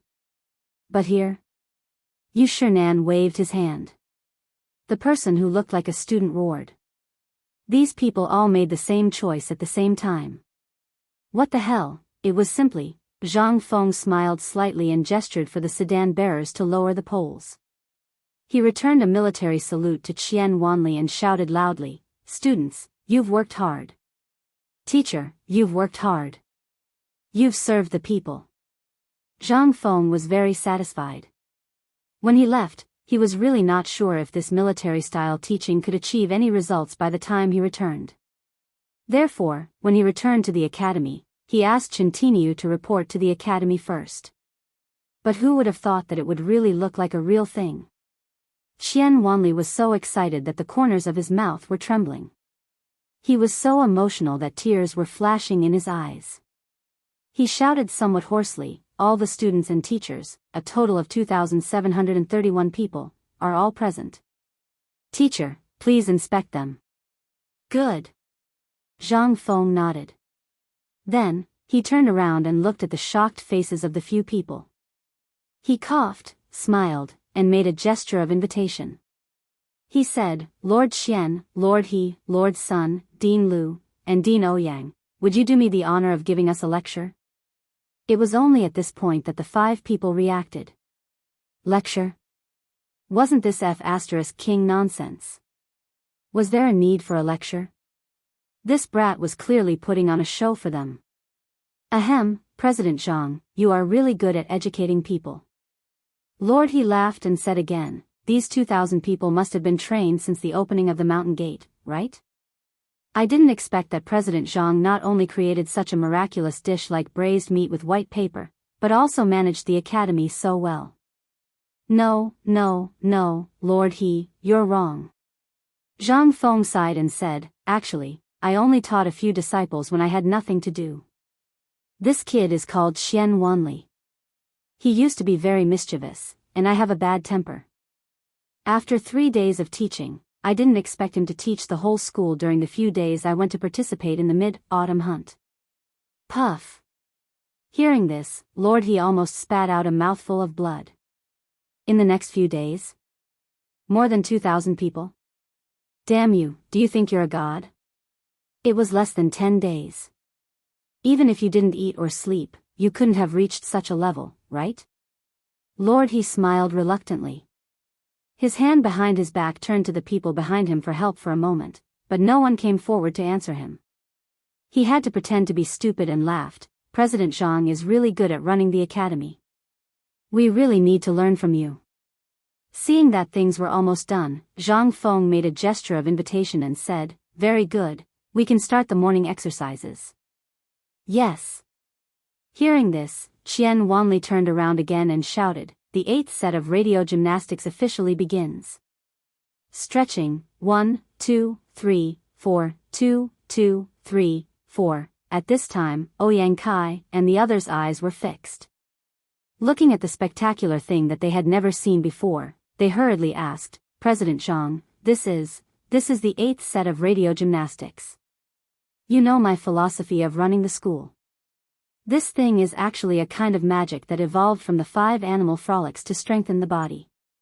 Without waiting for them to take their seats, Lu Hongwen, who reacted, pulled Zhang Feng and said, Brother Zhang, President Zhang, can I have a word with you?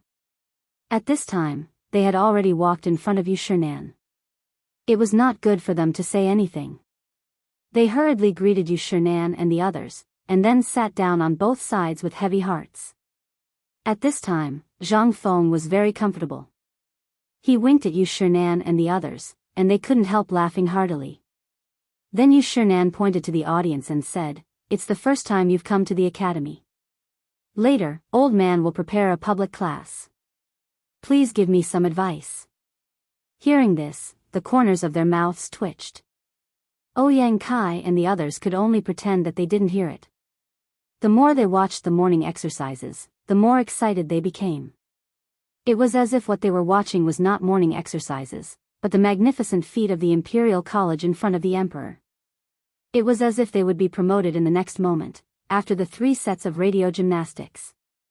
Xian Wanli saluted again and said, reporting to the dean, the 8th set of radio gymnastics has finished. Please give me instructions. Start the running exercise. Zhang Feng waved his hand lightly. Ah. Everyone, look forward, at ease, attention. Chapter 10:10. The anxiety of these people. Zhang Feng, Yu Shinan, and the others all saw it. How could they not know that these people would be shocked? Even at this moment, when they saw it again, they were still shocked beyond words. After all, this thing was made by them. At the same time, Yu Shinan was well aware of what would happen if word of this got out. He did not need to think to know the content of the conversation between the people from the Imperial College and Zhang Feng. These people were definitely asking Zhang Feng for the method, but Zhang Feng did not agree. It seemed like this kid was up to no good. But it made sense. These guys had previously caused so much trouble for White Deer College. If not for Zhang Feng's resourcefulness, the college might not even be able to continue operating. After a while, Qian Wanli, Qing Chimo, and the others who had just returned to the college and changed into their uniforms slowly led the group of students out of the campus. Their orderly footsteps sounded like the galloping of thousands of soldiers and horses. It was a spectacular sight. At this moment, as the students slowly walked away, Lu Hongwen and the others could not help but stand up. They watched as these people left, still unable to react. Seeing this, Zhang Feng exchanged glances with Yu Shinan and the others again. They took the bait. Everyone, it's time for dinner. Old man has prepared some wine, please come with us. Yu Shinan said with a smile. When everyone heard this, who would dare to disobey? They hurriedly thanked him and followed Yu Shinan and the others. They hung around with mixed feelings. Zhang Feng also took the opportunity to introduce the construction of the college, the technology building, the activity room, and so on. In any case, he described everything as awesome, especially the basketball. In the end, Zhang Feng and Lord Xian from the Ministry of Works laughed and hugged each other, calling each other brothers. No one knew what they were talking about. Although Ouyang Sun did not like it and felt that it was a disgrace to the educated. Although that was what he said, when he saw Zhang Feng and that person's behavior, he could faintly feel that there was something fishy going on. Yu Shinan secretly patted Ouyang Sun's shoulder and signaled him to ignore it. Ouyang Sun shook his head and walked towards the cafeteria. The most important place in the White Deer Academy, other than the confidential information room and the teacher's office, would be the canteen. Just as Zhang Feng had said, food was the most important thing in the White Deer Academy. If one couldn't even enjoy their meals in a carefree environment, how would they be able to enjoy their meals? The cafeteria was on the first floor of the dormitory building. Although the dormitory building was not ready, the cafeteria on the first floor was ready first. After all, they had eaten outdoor meals for more than a month. The students on the mountain complained incessantly. The newly built cafeteria was designed according to the university cafeteria of the 21st century. It was divided into 2 floors. The first floor was for students, but the second floor was awesome. There were stir-fried dishes and small private rooms. You could receive guests here on a daily basis. Even if you were a student, as long as you had a meal ticket issued by the college, you could come here to spend money. As for money, sorry, we won't accept it. I don't know. At this moment, in a private room on the second floor, a dazzling array of specialty products were piled up on the table. After the hosts and guests sat down, Ouyang Kai hurriedly stood up and said to Ouyang Sun, "Mr. Xian Ben, do you remember? I don't know." Without waiting for him to finish, Ouyang Sun directly interrupted Ouyang Kai. He really did know this person. Although his surname was also Ouyang, they had nothing to do with each other. Now that he said that, Ouyang Kai could only smile and raise his wine cup. "I am Hongwen Guan's chancellor and also the dean. Ouyang Kai is also here. Today's visit was a little rushed. Another day, I will bring gifts to apologize. I hope the 4 teachers can forgive me." Ouyang Sun ignored him and continued to drink. Seeing this, Chu Suiliang laughed and raised his wine cup. "Today, White Deer College did not take care of you well. I hope everyone can forgive me." After a series of superficial pleasantries, everyone fell into the trap. Now that Zhang Yuyao and Jing Shu were gone, everyone was more relaxed. After all, it was not appropriate to have women in this kind of situation. After 3 rounds of wine and 5 dishes, especially the pig feast on the table, as well as the 3 beggars' chickens and the big geese, everyone had a rich aftertaste. After the meal, it was time to talk about business. Lord He glanced around and then discussed something with Lord Xian and another official from the Ministry of Rights whose name he did not know, as well as Lu Hongwen and Ouyang Kai. At this moment, Yu Shinan said faintly, "Since you still have things to talk about, old man and the others will not disturb you. As for other things, the old man and the others can't make the decision. Therefore, everything depends on President Zhang's decision." While speaking, Yu Shinan and the others slowly walked out of the private room with their hands behind their backs. Until now, Ouyang Kai and the others were completely relaxed. They looked at each other and raised their wine glasses, saying, "President Zhang, Brother Zhang, we don't know each other until we fight. Now there are only 4 academies in Cheng'an City. We should be united and fight for the rise of the Tang dynasty together." After the 2 of them spoke a lot of nonsense passionately, the atmosphere changed. Their faces turned bitter as they said, "But after seeing Brother Zhang's academy and thinking about our academy, it's just like, alas. Brother Zhang, let's not beat around the bush. We also know that you like to be straightforward. In this case, let's be frank. Can you give up these things of your academy?" Hearing this, Zhang Feng cracked his mouth and smiled. It's reasonable to say that all academies in the world are descendants of Confucius and Mencius. But as you have seen, my academy is small, and I'm suffering here. Chapter 10-11. Hearing this, the 5 of them couldn't help but be vigilant. But they also saw this thing, and it was indeed the academy. Whether it was the dining hall that was brighter than their extra bedroom, the unconventional teaching building, or the cement, all of them were things that they coveted. But now? Although they knew that Zhang Feng didn't have any good intentions, and they had targeted Zhang Feng before, it would be strange if Zhang Feng didn't take revenge on them. However, since they had already spoken, they were prepared to be cheated. As long as they got these skills, no matter how much they were cheated, they believed that their master would bear it and give them a big credit. This was the reason why they were prepared to speak this time. Their families had huge industrial chains, and if they could get the materials used by Zhang Feng to build the academy, this unique building method, and this method of training students, even if Zhang Feng wanted their official positions, they would immediately give them up if they could get their hands on it. After thinking all this through, Lord He and Zhongtian of the Ministry of Personnel looked at Zhang Feng, who had been poor all this time, and said, "Prince Zhang, I think you don't know that we are the children of the 8 big families in Guanlong. I think you also know this. I admit that we did have some estrangement and misunderstanding before, but in this world, there are no eternal conflicts, only eternal interests." Zhang Feng knew that these people would say this. On the way to the dining hall just now, the official surnamed Xian was fooled. At this time, he was still thinking about the basketball that could prolong people's life and the formula of the bone-strengthening powder. Seeing that Lord He was talking, how could Lord Xian sit still? He hurriedly got up and said, "Brother Zhang Feng, I am not talented. This time, I am prepared to offer 50,000 taels of gold to buy the formula of the bone-strengthening powder. What do you think? As for the rest of the things, as long as I can afford it, as long as you say it, even if it is my life, I will give it to you. I have a lot of properties in Cheng and City, about 73 in total. Although most of them are my family's properties, the deeds of these properties are in the hands of someone before me. Also, there are thousands of acres of fertile land outside Cheng and City. In Liang Province, they are all my properties." Lord Xian talked about his background in a roundabout way, but as for whether he was telling the truth or not, only God knew. However, when Zhang Feng carefully observed their faces, he found that even though Qian Jinbao's words were enough to shock Zhang Feng, these people still didn't bat an eyelid, as if they were used to it.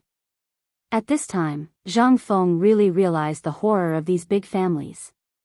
If he didn't count, he wouldn't have known, but now that he did, the Great Tang was basically a mere figurehead. At this time, if he really went to war with them, Zhang Feng couldn't help but feel a little worried.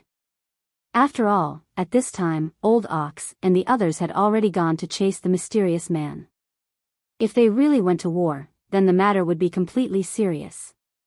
Especially the one in the palace, sending Li Shaogong out to hold the fort at this time was enough to explain a lot of problems. In case that one made up his mind and decided to completely go against these big families, then the consequences were obvious. No matter how many new tricks he came up with, he would only follow in the footsteps of Yang Guang of the Sui dynasty. Zhang Feng sighed and said with a wry smile, "Old Xian, you really scared me. I have seen rich people, but I never thought that you were hiding so deeply." Zhang Feng waved his hand and said, "Well, I know everything about you. We did have some misunderstandings before. As old he said, there is no lasting hatred in the world, only eternal interests. I, Zhang Feng, opened the academy for fame and profit. What else can I do besides that? But now you have said so much in one breath. I can't take it. How about this? Let me think about it. You don't have to leave today. You can stay on my mountain and let your students have in-depth experiences and exchanges with my academy's students on the mountain. What do you think?" Lu Hongwen and Ouyang Kai heard this and their eyelids couldn't help but twitch fiercely. If Zhang Feng hadn't mentioned it at this time, they really would have forgotten about it.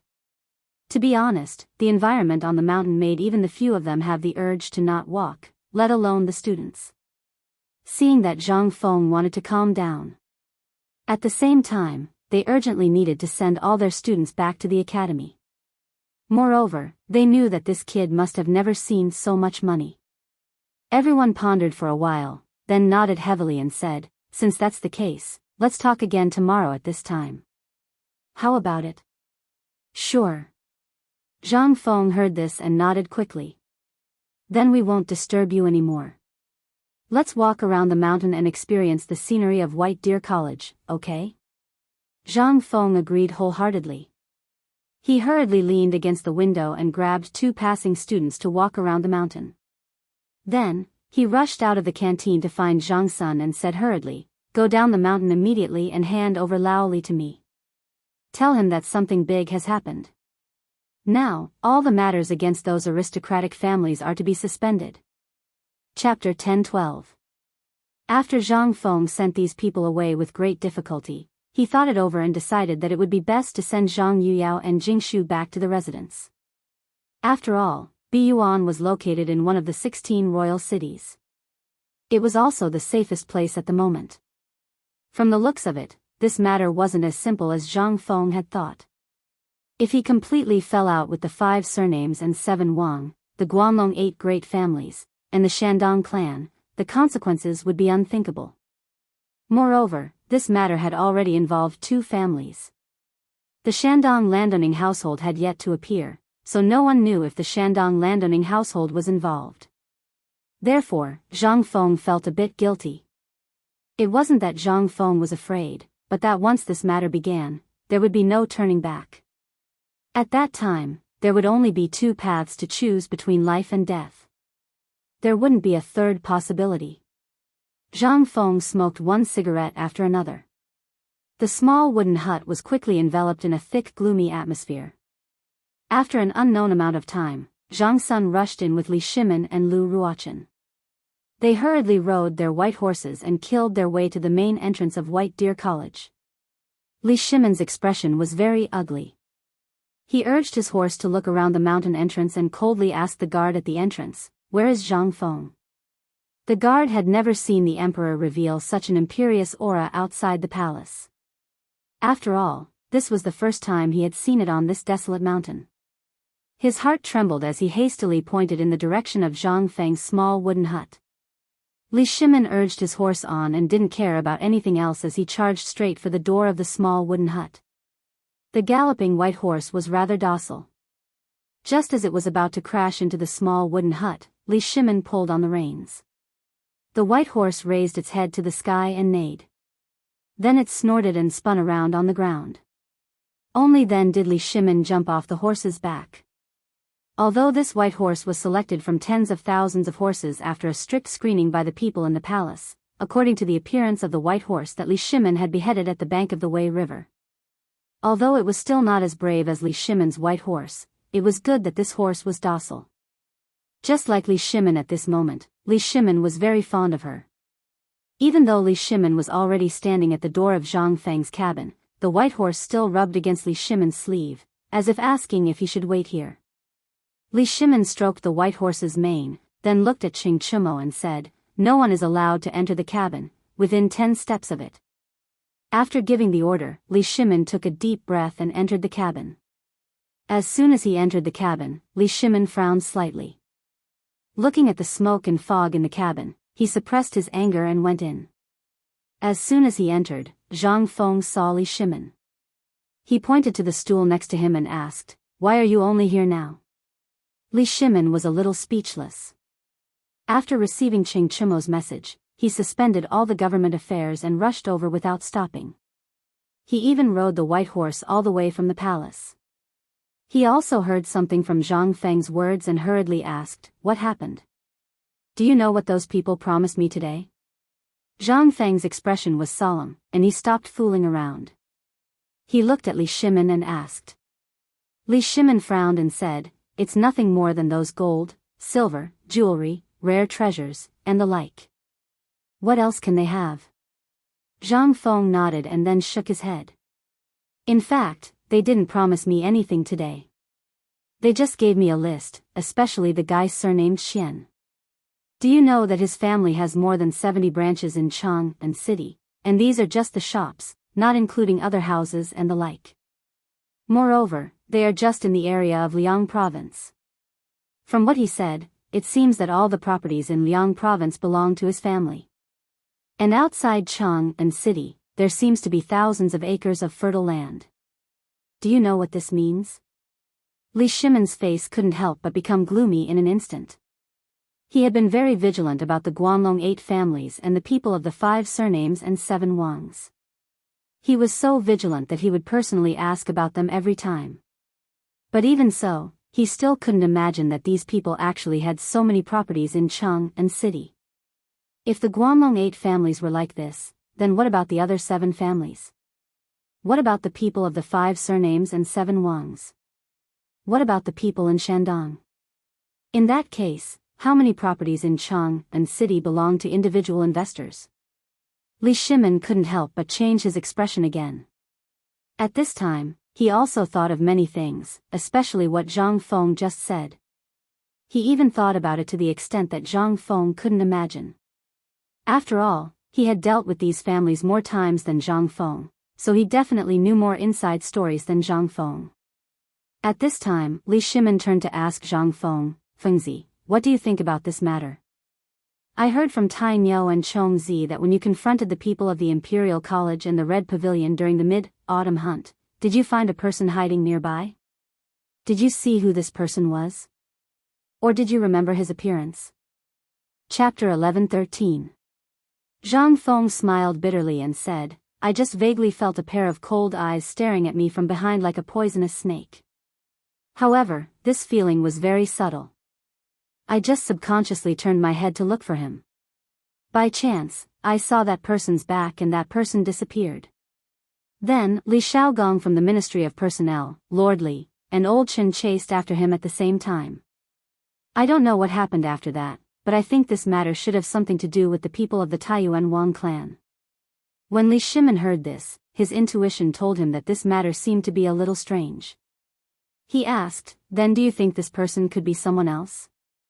For example, the farmer who grazes in the mountains, the child, or the people of the Shandong gentry?"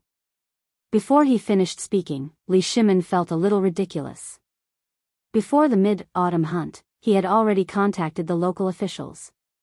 The local officials would also send out all the notices a month before the autumn hunt began. They would also conduct a search of the entire area before the mid-autumn hunt began. Under normal circumstances, the location of the mid-autumn hunt could only be determined 3 days before the mid-autumn hunt, or on the same day. On one hand, this could play a role in protecting the public. On the other hand, it was to ensure the order of the autumn hunt. However, Li Shimon heard that there were still many onlookers at the scene. Although they were standing far away, what did this mean? This meant that this matter was uncertain. If the people of the Taiyuan Wang clan were here, they definitely knew that they would definitely be watched this time. Moreover, as one of the 5 clans and 7 watches, if they could come, it meant that they already knew everything. As one of the 4 gods of war of the Tang dynasty, Niu Jinda would be watched by countless people at any time and place. At this time, when Li Shimon sent him to Nantian County, there would definitely be countless people staring at Niu Jinda. When he sent Niu Jinda here, he wanted to let him intimidate these people. However, even with that being the case, the people from the Taiyuan Wang clan still came. However, Li Shimon felt that this time, it was very likely that they had come to get close to Zhang Feng. It was very likely that they didn't know there was a coal mine here, but they wanted to find out what Niu Jinda was doing. As long as they arrived, they would definitely know that the mid-autumn hunt was being held here. But even so, as long as they had the slightest bit of intelligence, they would never do something so stupid as to alert the enemy. Then, who was the culprit behind this? Li Shimon could not help but feel dizzy. There were many, many uncertain factors in this. If only one of them made sense, he would let it go. However, the more he investigated, the more he found out. The more people were involved, the more chaotic it became. Before this, he had already made corresponding arrangements in the palace. Especially before Zhang Sun arrived, he had already received the news about what happened in Lantian County and the fact that Li Shaogong and Qing Yaojin were searching for the mysterious man. Li Shimon had already sent 5,000 elites from the Chang and military camp to Lantian County. He swore that he must find the mysterious man and try to get something out of him. However, less than the time it took to brew a cup of tea after his secret order was sent out. Zhang Sun Chong brought him a piece of extremely shocking news. Zhang Feng actually asked him to stop dealing with Guan Long, the 5 surnames and 7 Wangs, and the Shandong aristocrats. He even directly treated the incident in Lantian County as if it had never happened. Li Shimin really did not understand what Zhang Feng was thinking. He even mistakenly thought that Zhang Feng had reconciled with the people of Hongwen Guan and the Imperial College. However, at this time, it seemed that it was not so simple. Just from the fact that Zhang Feng mentioned the industries managed by the Ministry of Personnel Affairs, Li Shimin felt the seriousness of the matter. He immediately denied the possibility that the Wang clan of Taiyuan was involved. If it was not the Wang clan of Taiyuan, then who was it? The more Li Shimin thought about it, the more he felt his head hurt. Here. After smoking 5 cigarettes in a row, Li Shimin asked somewhat annoyed. Frenzy, what do you think we should do now? We can't keep hanging like this. This matter has to be solved sooner or later. Zhang Feng nodded. This matter does have to be solved, but not now, and not in the future. In short, Lao Li, you only need to remember one thing. If you move, you must make a thunderous strike. Otherwise, you have to lie down steadily. Otherwise, for us, it will be a disaster. Li Shimin naturally understood the meaning of Zhang Feng's words. However, could he sit still at this time? The matter against the Guan Long Corporation had actually started long ago. However, because of the 8 waters of Chang'an, these people actually all went into hiding. This gave Li Shimin no excuse to make a move. However, at this time, when he finally found an excuse to make a move, just let them go like this? Li Shimin was not willing to accept this. Zhang Feng also saw Li Shimin's unwillingness. He smiled faintly and said, actually, you should be able to understand that I called you up the mountain today. You should be able to guess that I have already thought of a way to deal with these people. Li Shimin heard this and instantly understood. Hey! You scared me. Since you know, you should have told me earlier. You made me worry for a long time. Tell me, what are your plans? Zhang Feng smiled and said, I don't have any plans. However, I have a brilliant plan now. Now they are not interested in my bone-strengthening powder and my paper-making technique. Anyway, in short, they are interested in all the things that I, Zhang Feng, have made now. Do you think I will let them go easily? Chapter 11-14.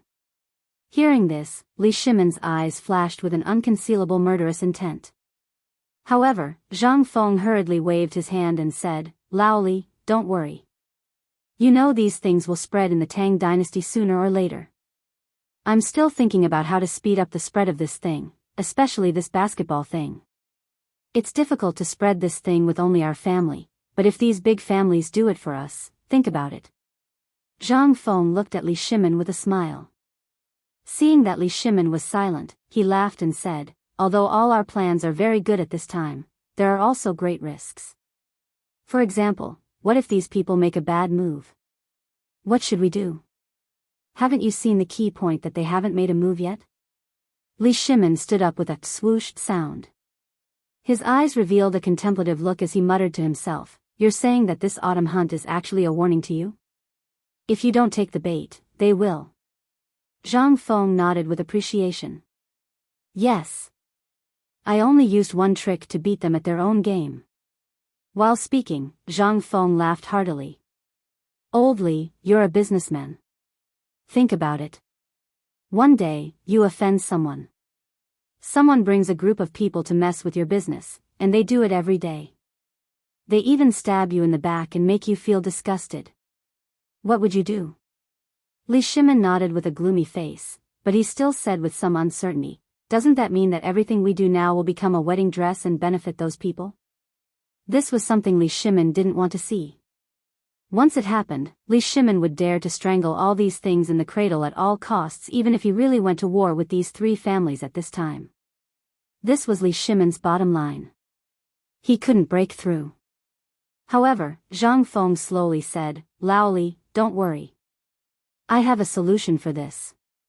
Think about my winemaking technique. Although I was tricked by you last time, we are brothers, so I'm not afraid. But even so, I still have a trick up my sleeve. Maybe you haven't realized it yet, but there is still a final step to the winemaking technique I gave you. Is it stuck in my hand? Zhang Feng laughed complacently. Li Shimon's eyes slightly moved, but he still forced a smile and said, actually, I've already thought about this matter, but as you said, we're brothers, so we don't care. You should know that in this world, a person's heart is always like a snake trying to swallow an elephant. Today, he has obtained what you have, but tomorrow, he will want what you have. Especially the Guanlong 8 great clans, as well as the 5 surnames and 7 hopes. Otherwise, how do you think they have managed to survive all these years? Why does the current emperor want to deal with them? And to put it bluntly, do you think Laoli has a good life because of me? In fact, I've been targeted by them for a long time. Otherwise, what do you think I've been busy with during this time? In fact, I've been busy with these things. Li Shimon casually made up a lie. Combining the lie with the truth, he mixed his thoughts and brought them out. However, Li Shimon was right about one thing. That was, the history of the Guanlong group and the 5 surnames and 7 hopes was really a bit despicable. Once, for a gold mine, the Wang clan even slaughtered an entire village overnight. Even though he was extremely angry at that time, he could only grit his teeth and endure it. Because at that time, he was still unable to compete with them. But now, it was different. The door of water trade had been opened. The water trade that basically belonged to the imperial court had been completed, even if they were in a deadlock with them at this time. That would not paralyze the economy of the Tang dynasty at this time, but it would still have a certain impact. For example, at this time, the outside world was uncertain. This was something that Li Shimon had some concerns about. If they were going to attack Zhang Feng at this time, Li Shimon would never sit back and do nothing.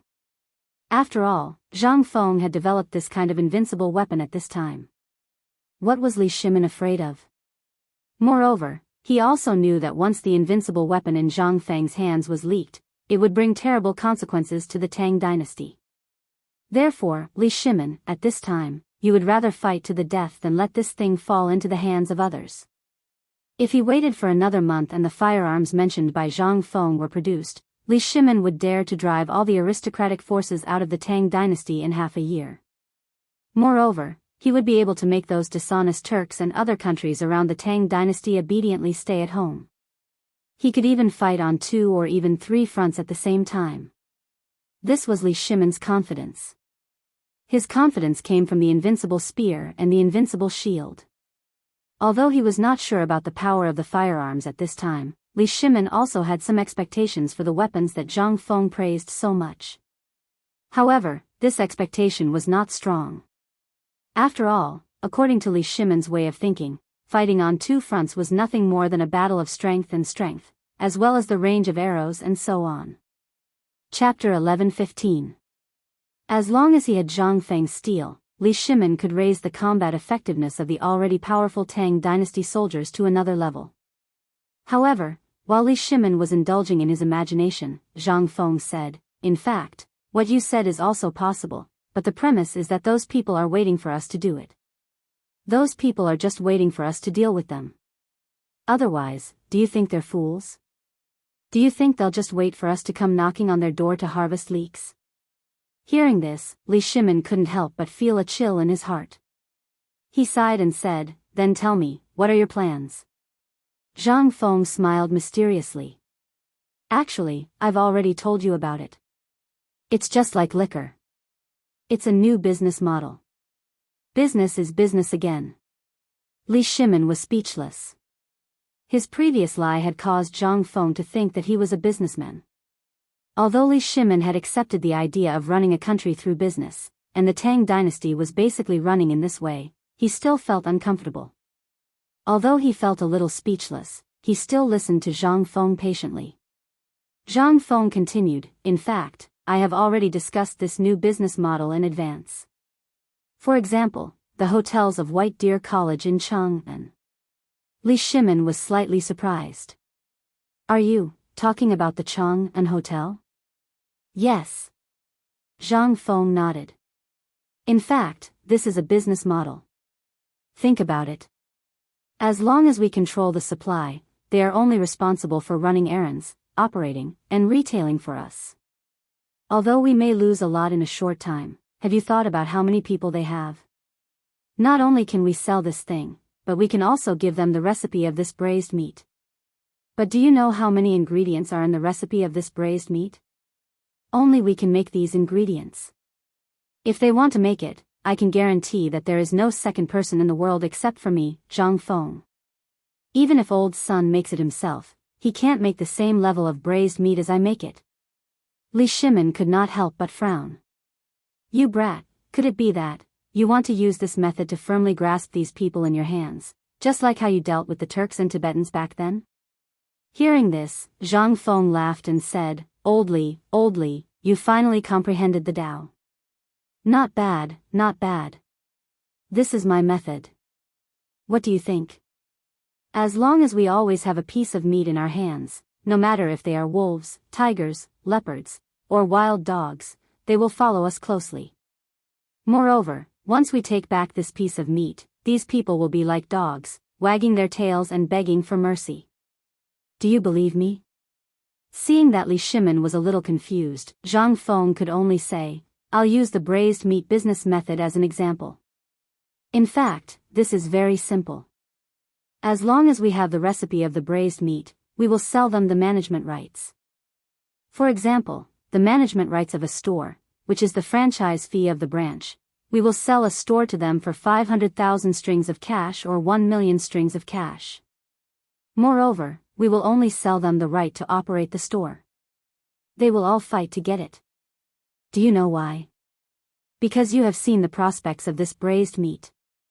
What they value is the profit margin, so they will not hesitate to pay a mere 500,000 strings of cash or 1 million strings of cash.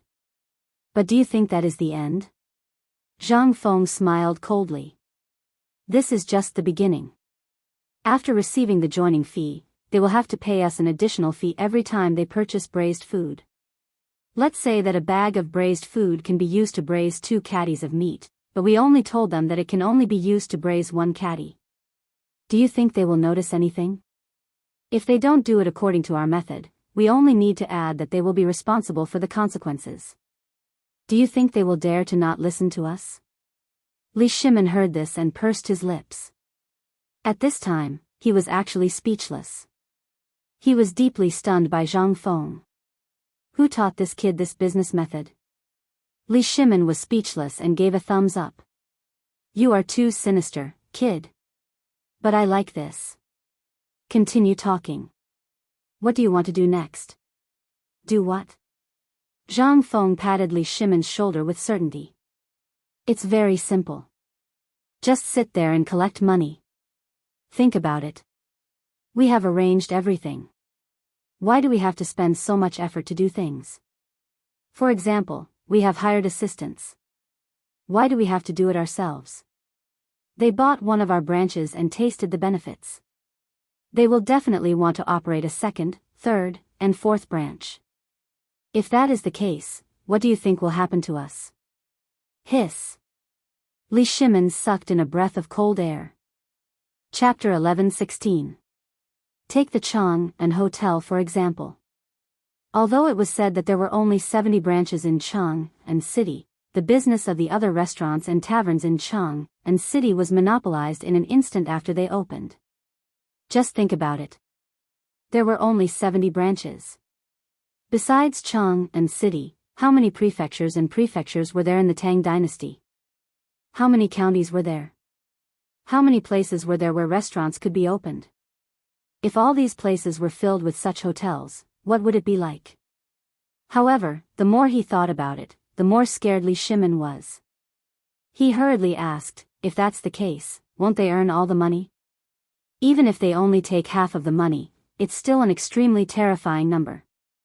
Zhang Feng pointed at Li Shimin's head and said, You're muddle-headed, but sometimes you're really muddle-headed. Do you think that I, Zhang Feng, only have one business?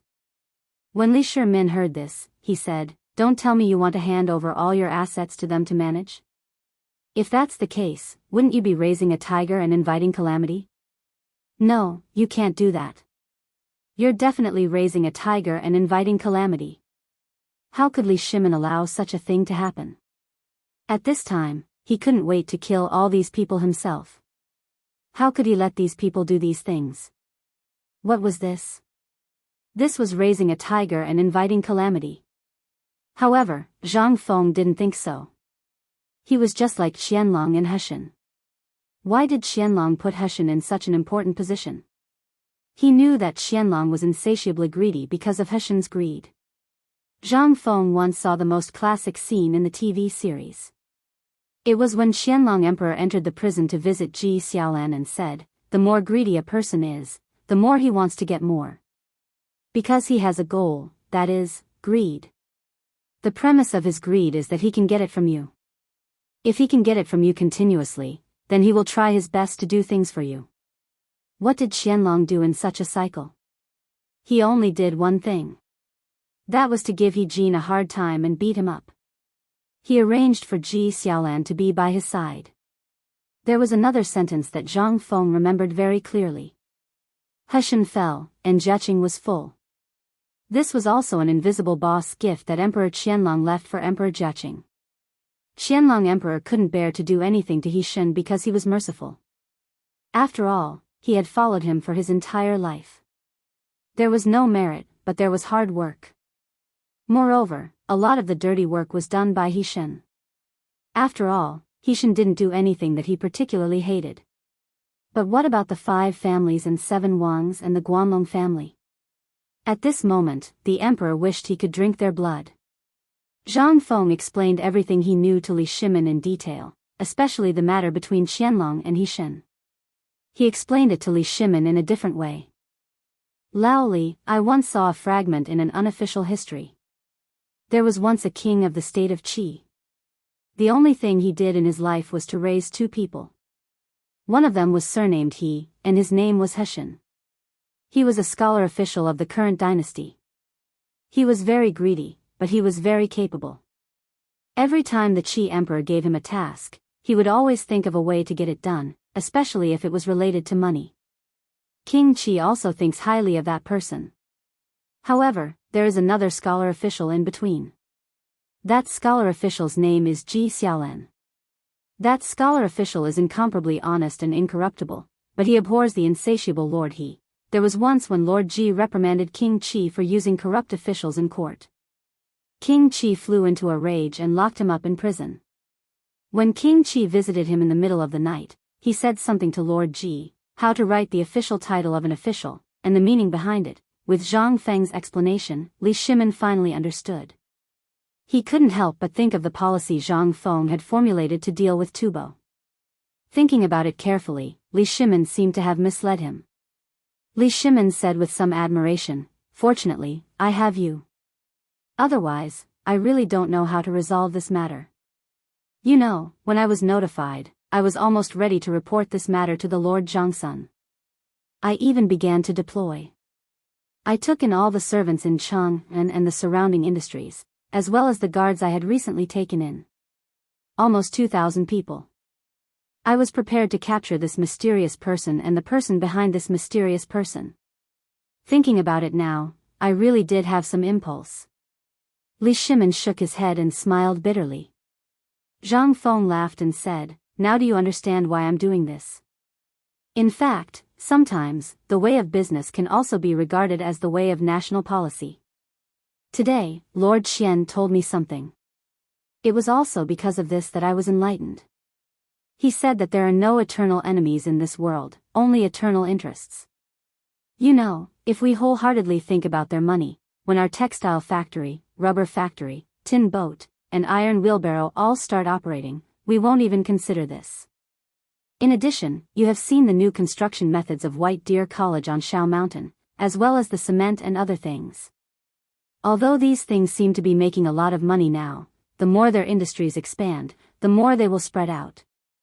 At that time, they will be more and more involved with us. When that time comes, once you decide to attack them, it will be impossible for them to gather all their forces together. Chapter 11:17.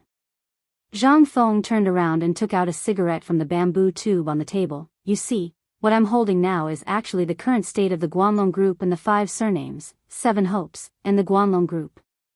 At this time, they seem to have twisted into a force. Even if we know that they are very soft, you can squeeze your fist and see if you can crush them. While speaking, Zhang Zhong opened the palm of the incense in his hand and sprinkled the incense all over the table. Then Zhang Feng pointed to the cigarettes on the table and the ground, but this is the situation after they took over our business. We are always waiting for them to exhaust themselves. We are always in the planning, but they are tired of making money and dealing with their business. They are not in the mood to do something. In this case, think about it. Once we gather a force at this time and break them one by one, do you think they have the time and ability to organize a force that can compete with us in a short time? Aristocratic families are very cruel. The only purpose of their existence is to expand the family business. In this way, their bloodline will occupy more resources in the family. In other words, sometimes, they are not united in their own interests. Every single one of his properties needs guards, and every single one of his properties needs a manager. Unknowingly, the backbone of his family has been scattered. If we were to attack the root of the problem at this time. Think about it. Was there a need to think about it? Zhang Feng had already explained it in detail. If he still didn't understand this, Li Shimin would really have lived in vain. Li Shimin wanted to look up to the sky and roar at this time, as if he had already seen the miserable state of the Guanlong Group and the 5 surnames and 7 hopes. Feng Zi, oh Feng Zi, I really don't know how your brain works. You actually came up with such a sinister plan. Since that's the case, I won't care about this matter anymore. You can do whatever you want to do. But remember, you have me behind you, and I have Lord Zhangsun behind me. You should know very well who is behind Lord Zhangsun, because that person hates these clans more than any of us. Li Shimin left in the same hurry as when he came. It was just that when he came, his face was very gloomy, but when he left, his face was brimming with an unstoppable smile. No one knew what was going on with him. Even Zhang Sun Chong acted like a monk. He rubbed his head and looked in the direction Li Shimin had left, then looked at Zhang Feng's hut. In the end, he mumbled something to himself and left. Nothing happened that night. Early the next morning, Qing Chimo hurriedly came to Zhang Feng's cabin. Feng Zi, get up, something's wrong. Under Qing Chimo's crazy shaking, Zhang Feng was dragged out of bed with sleepy eyes. Zhang Feng glared at Qing Chimo and said angrily, if you have something to say, say it. If you have something to fart, then scram. Qing Chimo excitedly pointed at the door and said, a lot of people came here early in the morning, and they even brought boxes of things to move up the mountain. 2 hours ago, there were already people moving things up the mountain. Those people were like a long line from your door to the mountain gate. They were all piled up to carry such a big box. Qing Chimo finished what he wanted to say in one breath. Furthermore, he made an exaggerated gesture of hugging, indicating how big the box was. Zhang Feng rolled his eyes. If he knew how big the box was, couldn't he just go out and take a look? Did he have to be like this? Qing Chimo didn't see Zhang Feng rolling his eyes and continued, go take a look outside. There are still people moving things up.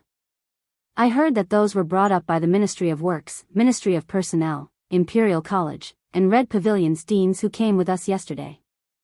They said they wanted to give it to you. As he spoke, Qing Chimo shook Zhang Feng with all his might and said, Feng Zi, you've really struck it rich this time. Don't forget about me, your brother. Do you know that I'm so poor now that I haven't even gone to Swallow Descent Restaurant in a long time? Upon hearing Swallow Descent Restaurant, Zhang Feng couldn't help but want to beat someone up. Previously, this fellow had gotten someone pregnant, and he still didn't know what happened in the end. Now that he was itching for a beating, he was thinking about that again. Zhang Feng pushed away the big face in front of him and glared at him. What nonsense are you talking about? Do you believe that I won't beat you up? Qing Chimo didn't care about those things, but he felt that Zhang Feng's choice of words was a little inappropriate. You can kick with your feet, but king beat with your hands. What's the meaning of that? Wasn't this description a little too feminine? Zhang Feng didn't feel sleepy at all. He didn't know what these fellows were up to, so he hurriedly put on his clothes and went out to take a look. The moment Zhang Feng went out, he saw boxes of things piled up at the mountain entrance. It was as tall as a small mountain. At this moment, there were even a dozen people from Tong Huifang taking notes. As they were taking notes, they were also talking to the people who were dressed like butlers who were delivering the boxes. At this moment, the old village chief was like a smiling Buddha. He watched as the boxes were placed in front of Zhang Feng's door. Only then did he look at those people as if they were thieves. When those people left the boxes, he smiled and went to welcome the next person. Chapter 11:18. At this time, at the mountain gate, He Zhongzheng and the others from yesterday were accompanying the old village chief, making him laugh heartily. The old village chief also saw Zhang Feng come out. He hurriedly leaned on his walking stick and hobbled over like a 3-year-old child. Before he got close, he said with a smile, "Yo. You're awake?" This call was very affectionate. Zhang Feng was speechless. He pointed at the door and said, "Old village chief, what's going on? What are all these things?" The smile on the old village chief's face was as bright as the blooming chrysanthemums in the mountain. He hurriedly whispered into Zhang Hong's ear, "Kid, I don't know what you're doing. These people are crazily moving money up the mountain. I saw that this box is full of money. And it's not copper coins, it's gold coins. These people really didn't want to give up. They really wanted to get their hands on the things in his hands." Without even waiting for his consent, he had decided to go all out and burn all the boats.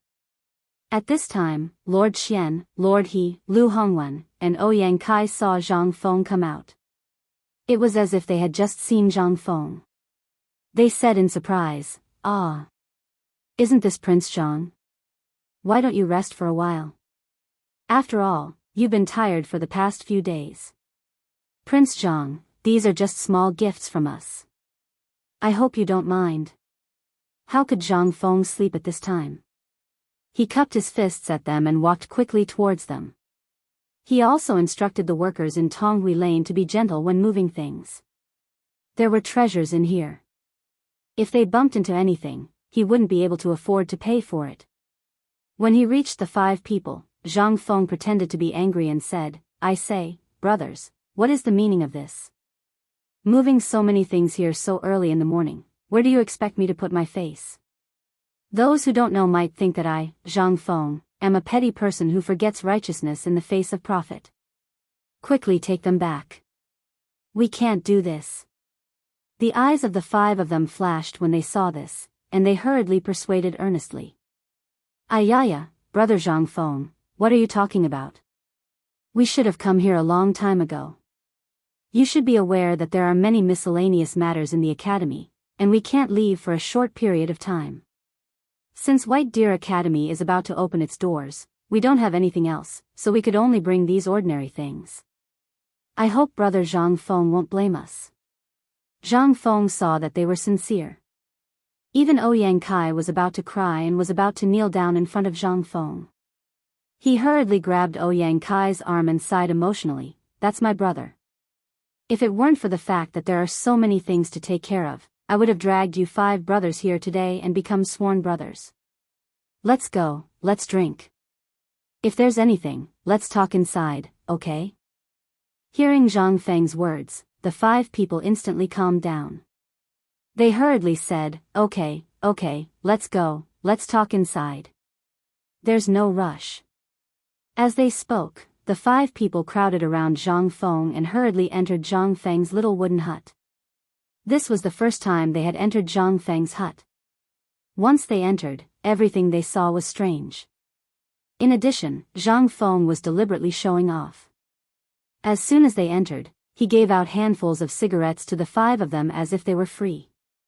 Although the 5 of them had seen these cigarettes before and heard of their reputation, this was the first time they had smoked to their heart's content. After all, these things were too expensive. The most important thing was that these things were in Chang'an City. No matter how rich you were, you might not be able to buy them. Although they were coughing non-stop at this moment, they still grinned and exclaimed repeatedly, "Good stuff, this is the real good stuff." Hearing this, Zhang Feng slapped his thigh. "Hey! What kind of good stuff is this? These are all cheap things.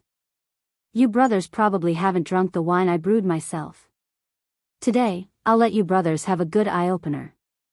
While speaking, Zhang Feng smiled mysteriously and quickly closed the door. Then, he ran to his bedroom. The 5 people's eyes lit up when they heard this. They hurriedly stared at Zhang Feng. After a while, Zhang Feng looked very distressed as he took out a jar of wine covered with dust. The wine jar was not big. It seemed to be able to hold 2 caddies of wine. They looked at each other, not knowing what Zhang Feng was up to. Zhang Feng took out a few exquisite glass cups from the drawer. The cups were not big, only the size of a walnut. Then, he carefully opened the mud seal on the wine jar. In an instant, the strong smell of wine made the 5 people's nostrils twitch uncontrollably. He Zhongjing asked in surprise, "Brother Zhang Feng, what kind of good wine is this? Why haven't we drunk it before?" Zhang Feng smiled as he poured the wine. "This is not something good. This is the white wine I brewed at home when I had nothing to do. I hope the 5 brothers can taste it. I wanted to give some to you brothers, but time is tight and I don't have time to brew it. There is only 1 jar left from the previous stock. When I brew it in the future, I will personally give some to you brothers. Let's not talk about this anymore. Let's have a drink first. I can guarantee that you won't be able to drink it anywhere else in the world except here. As long as you can drink it, it must have come from me, Zhang Feng. There's no doubt about it." Chapter 11:19. Seeing how amazing Zhang Feng's description was, they were also interested. Although they were criticizing Zhang Feng for being so stingy in their hearts, they still held the wine cup in their hands as if it was a treasure and tasted it. However, the moment they tasted it, they felt as if there was a flaming knife in their throats, going straight into their stomachs along with their intestines. However, after this spicy feeling, they felt extremely comfortable. Their eyes couldn't help but light up. They didn't care about Zhang Feng anymore and began to drink by themselves. At this time, the Tang's alcohol tolerance was amazing. Everyone was addicted to alcohol, mainly because the alcohol in this era was basically fruit wine or grape wine from the western regions. The alcohol content of the wine was almost negligible, and it was almost the same as fermented glutinous rice. However, when they accidentally drank such spicy white wine, although their faces and ears were red from singing, the 5 of them stared at the small jar of wine on the table with burning eyes after thinking about it. Seeing this, Zhang Feng asked, "How is this wine?" "Brothers, I didn't say anything wrong, right? Is this good wine?" "Good wine, it's really good wine. It's a rare good wine in the world. Brother Zhang Feng, did you really brew this wine?" When Zhang Feng heard Qian's words, he realized that these people were finally on the right track. He nodded and said, "Yes." However, Zhang Feng immediately asked, "From what you mean, are you suspecting that there's something wrong with this wine? Or rather, where have you drunk this wine before? If that's the case, I'll have to trouble you to tell me. If there is, I, Zhang Feng, am willing to give all my skills to you for free. Then, I'll live in seclusion in the mountains and never come out. How about it?" The few of them didn't know that Zhang Feng would be so easily offended. They could only see Zhang Feng's angry expression at this time, and couldn't help but believe it a little more.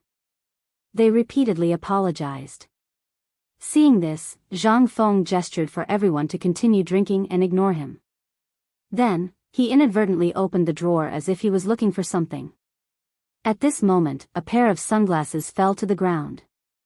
Zhang Feng saw this and his face changed. He hurriedly sighed and said, "Oh my God." He hurriedly picked it up and looked at it carefully. Then, he patted his chest and said, "Fortunately, it didn't break." Zhang Feng looked at them from the corner of his eyes. Then, He blew a breath on his sunglasses, wiped it with his sleeve, and put it into his pocket. He pretended to be nonchalant and said, "Where is the formula of the bone-strengthening powder that we talked about? I remember that I put it in this drawer." "Why? Can't you find it all of a sudden?" How could they still be thinking about the bone-strengthening powder at this time?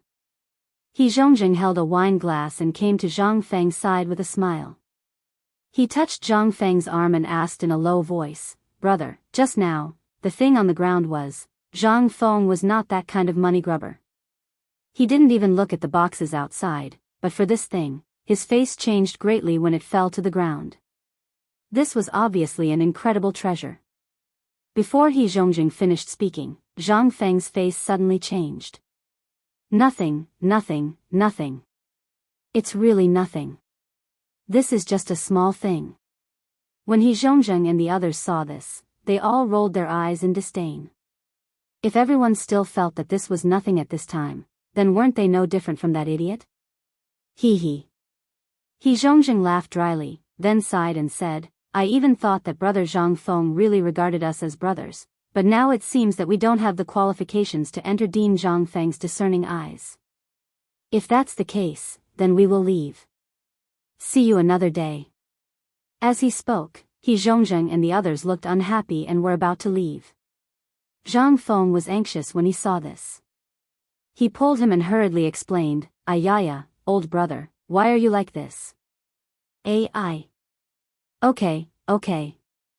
If that's the case, then I will let you see it." Zhang Feng took out the sunglasses from his arms and carefully put it on He Zhongjing's eyes. Then he asked, "Brother He, what do you think?" At this time, Qian, Ouyang Kai, Lu Hongwen, and the others looked at He Zhongjing eagerly.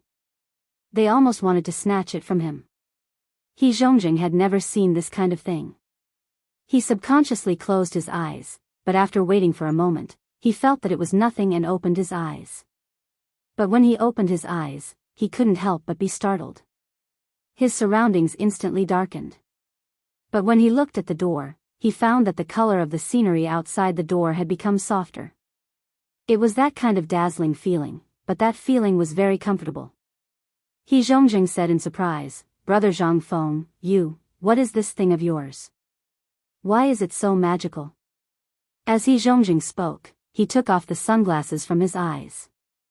In the Nashi area, he repeatedly experimented with it several times. He couldn't help but have fun. Ouyang Kai and the others gritted their teeth, but they couldn't do anything. When Zhang Feng saw this, he gritted his teeth and sighed. "Well, since we are all brothers, I happen to have a few pairs here. I originally planned to give them to the best students in the academy this time." Chapter 11:20. When they heard this, their faces changed. Ouyang Kai held the box of sunglasses sadly and said, "How could you give such a good thing to those people? How would they know the value of this thing? How would they know how to cherish it?" Zhang Feng laughed and said, "Didn't I meet you today?" While speaking, Zhang Feng handed an exquisite wooden box to Ouyang Kai. Ouyang Kai wiped his hands on the clothes under his armpits as if he had received a treasure. Then, he carefully took the box. Inside the box was a pair of sunglasses that were exactly the same as the one in He Zhongjing's hand.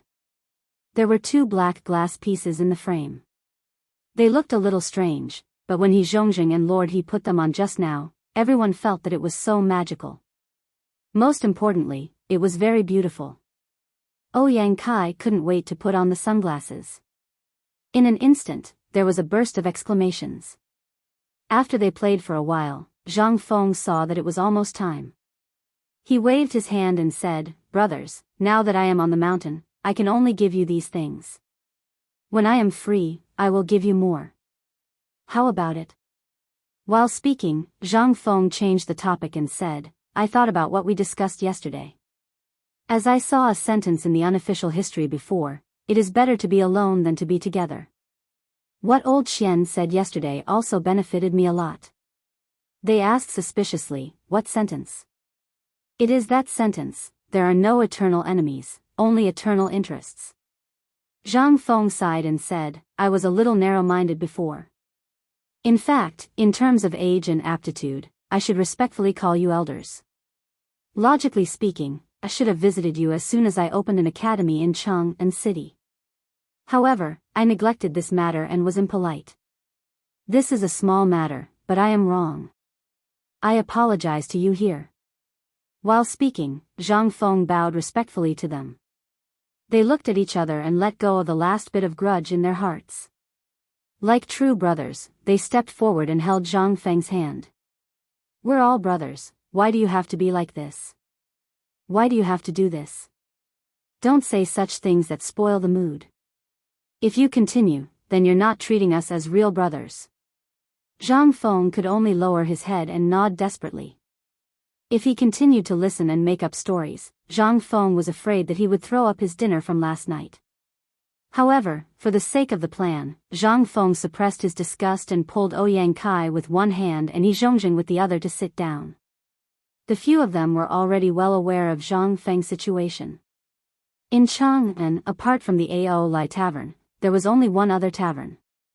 They didn't know why Li Shimin would secretly come to Zhang Feng every few days. At this time, when they saw that Zhang Feng was so forthright, it was no different from the information they had gathered before. Moreover, this person was not scheming and had many treasures. Not to mention Li Shimin, even they, wanted to treasure Zhang Feng.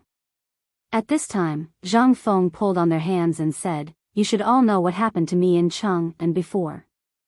Look at my academy. There are so many people supporting it. Although I have made some things, it's hard to support it alone. Although Lao Li and the others are helping, the progress is too slow. For example, the basketball now, and the football, and so on. If all of them were to be promoted, oh, yes, and the bone-strengthening powder, you should know about it, right? But look at what the bone-strengthening powder looks like in the end. In the end, besides going into the pockets of the residents, what benefits did the people get? They got nothing." Zhang Feng said with righteous indignation, and the others listened and nodded. At this time, Zhang Feng continued, "So I have been thinking about how to promote basketball during this time. This is a good thing for the country and the people. These 2 days, I met several brothers at the mid-autumn hunt, and this idea came to me. Where can this thing spread the fastest? The academy. In addition, the Ministry of Works, the Ministry of Officials, and the Ministry of Rights, 3 top departments of the Tang dynasty. If they can help, think about it, this is a rare opportunity to improve your reputation. If you help, I can guarantee that within a year, your official ranks will be promoted, and you will be the real ones." Hearing this, the eyes of the several people instantly turned red. In the current imperial court, it was harder than ascending to the sky to be promoted, and it was a big grade. It was simply a fool's dream. In addition, the emperor was deliberately targeting them at this time. At this time, they were simply unable to move an inch. In addition, each grade of official was divided into upper and lower grades. That was the difference between the 3 grades. Although it was only a difference of 1 word, the difference was huge that night. Only the higher one climbed, the greater the influence in the family, and the more benefits he could get. This was the cruelty of being a big family. They always only valued the family's interests and the contributions you could make to the family. They never cared about who you were. Chapter 11:21.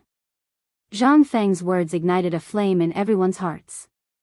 Zhang Feng ignited the flame in everyone's hearts. It was the flame that could start a prairie fire. Zhang Feng saw that the matter was almost settled, so he talked about the basketball. "As for the basketball, I won't charge any of you. Just treat it as a free gift. How about we treat it as our gratitude for recognizing our worth?" The basketball training method wasn't a secret in the first place. The best way to increase the reputation of White Deer Academy was to promote this method, and these fellows were the best boosters. In addition, each basketball was sold for 100 copper coins. What was this? This was where the profits were. The few of them said that they couldn't accept it. However, no one said a word about whether they would pay or how much they would pay. This was within Zhang Feng's expectations. He didn't say anything and rummaged through the drawer for a while before taking out a small booklet. The booklet was made of white paper and was about the size of a book. When he took out the booklet, the 5 of them couldn't help but twitch their eyelids. Everyone knew the price of white paper. It was 700 copper coins per caddy. This booklet looked like it was about 3 taels. How much was it? This didn't include the things recorded in the middle. Zhang Feng placed the booklet on the table and said, "This is about how to use the basketball and the rules. I've recorded it in detail. Later on, you brothers will have to work hard and make 4 copies. How about that?" The few of them were overjoyed and promised repeatedly. Only then did He Zhongjing from the Ministry of Works happily take the booklet. He held it tightly with both hands in front of his chest. Only then did he stop. Then, everyone knew that the matter had reached the most critical moment. Zhang Feng took out 4 more booklets from the drawer. "Now that we've settled the basketball issue, let's treat this radio gymnastics program as a meeting gift for my brothers.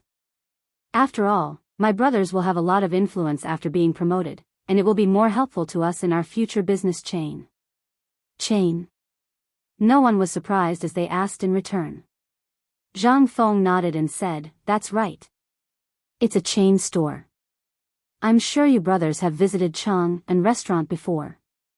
Have you seen the small words below the signboard of Chang and restaurant? White Deer College's first branch or something like that?" The few of them nodded. Zhang Feng then said, "That's what a chain store means. You brothers can arrange for your own stores. You can open them wherever you want. I won't charge you a single copper coin. You can treat it as a free gift. But there's one thing. This brazing material and this recipe have been passed down in my family for hundreds of years. It's a secret recipe. Yesterday, it was because of this that I didn't promise you in time. I hope you don't mind. Since this thing has been passed down for hundreds of years and hasn't been passed down, it must be an extremely precious heirloom. Today, Brother Zhang Feng is so generous to pass it down, it must have suffered a great psychological burden.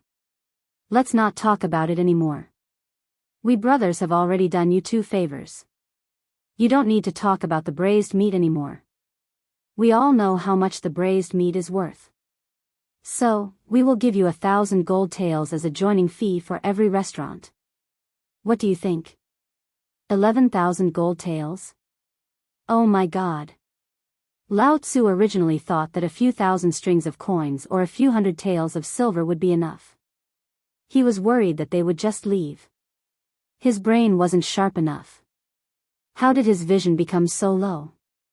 Zhang Feng had the urge to slap himself. When they saw this, they couldn't help but look at each other. They didn't know why Zhang Feng had such a pained expression on his face at this moment. They thought that he felt that the money was too little. The few of them looked at each other, and finally He Zhongjing gritted his teeth and said, "I'll make the decision. We'll give you 1,500 taels of silver per restaurant. This is our limit. But don't worry, as long as we can earn money or get the approval of our families, this can only be considered as a deposit.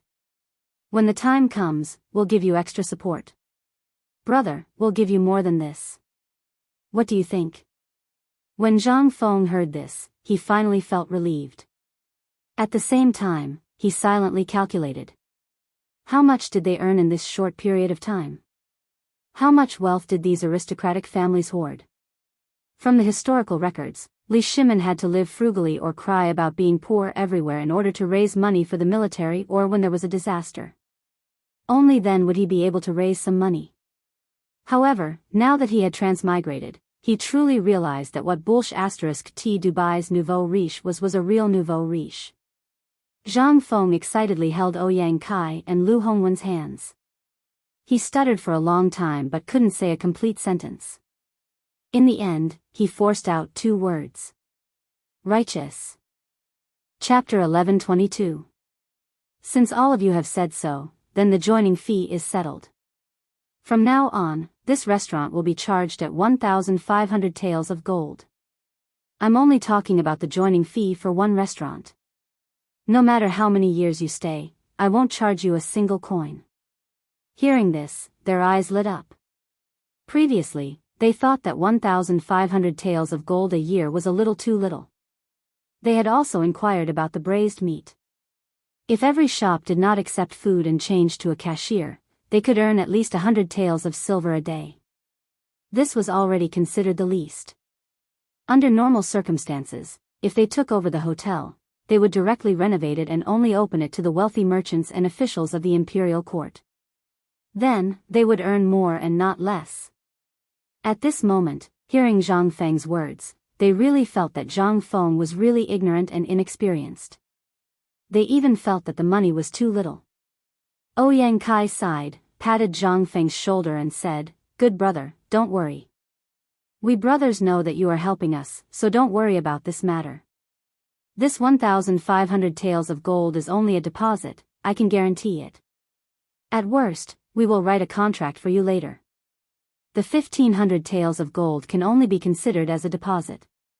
When the time comes, we will divide the money into 3 portions, a total of 7,500 taels of gold for the first 2 portions of the year. If you are a brother, you must not refuse, otherwise, we will feel guilty even in our dreams." What else could Zhang Feng say? He didn't think so much at first. How could he have been so muddle-headed as to allow this group of rich people to raise his price to 7,500 taels of silver? Motherf *Ker. He had seen people who gave him money, but this was the first time he saw people rushing to give him money. How could he refuse? Zhang Feng cupped his hands in front of his chest and excitedly bowed to them again. Then he sighed and said, "Well, since the joining fee is settled, let's not talk about it anymore. Let's talk about the next thing." But at this moment, He Zhongzheng and Lord he said, "Brother Zhang Feng, since the joining fee has been settled, can we change the name of the restaurant? After all, this is our restaurant. If we still use the name of Chang and University, isn't it a little bit?" Only then did Zhang Feng understand. He asked, "Aren't the names of the shops chosen by my brothers?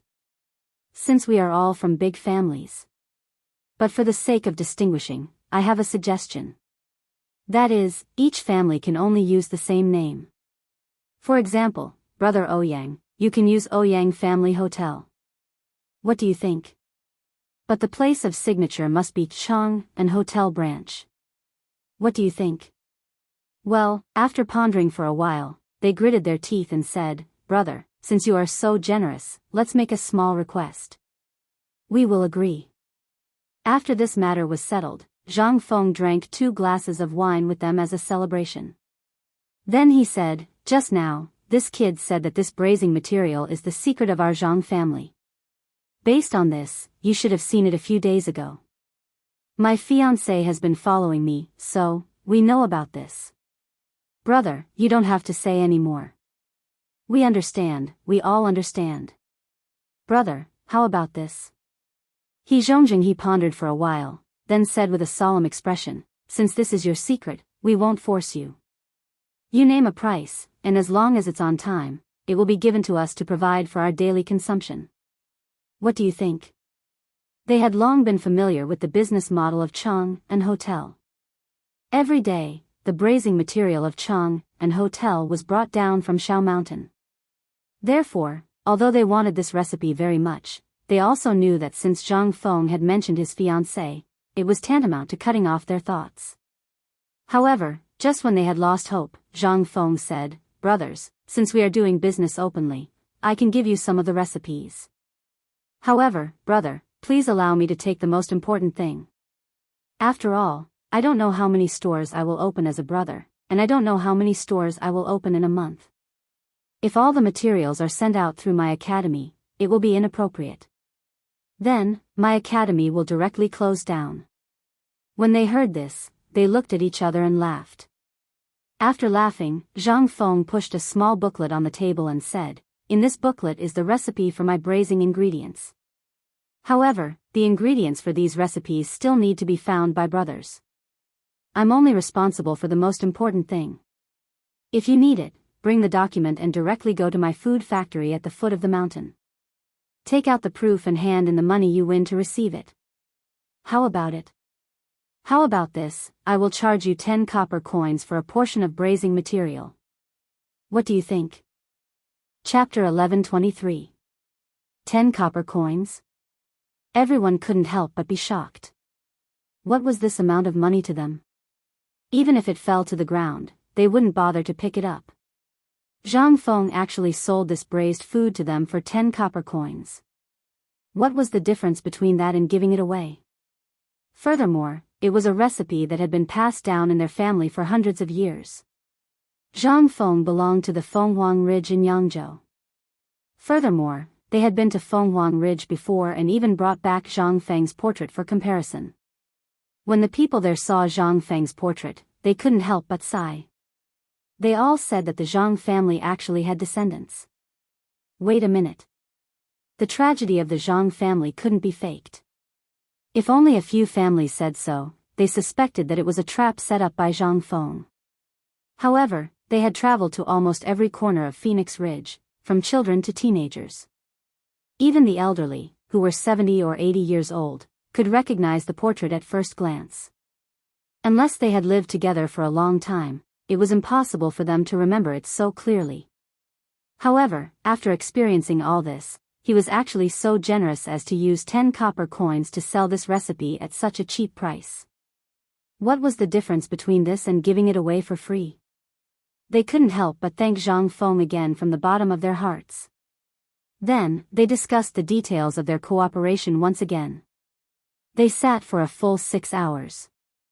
Just as the oil lamps were about to be lit, Ouyang Kai's people left in satisfaction. Looking at their departing backs, Zhang Feng's smiling eyes flashed with a hint of coldness. However, at this moment, He Zhongzheng, who had already left, hurriedly returned. He looked at Zhang Feng and slapped his forehead, saying, "Ayaya, I almost delayed something important. Isn't this the Mid-Autumn Poetry Meet on the 12th? Here is an invitation letter. I hope that Brother Zhang Feng will be magnanimous enough to forgive us. Due to procedural reasons, we forgot about the autumn harvest and only remembered about it now.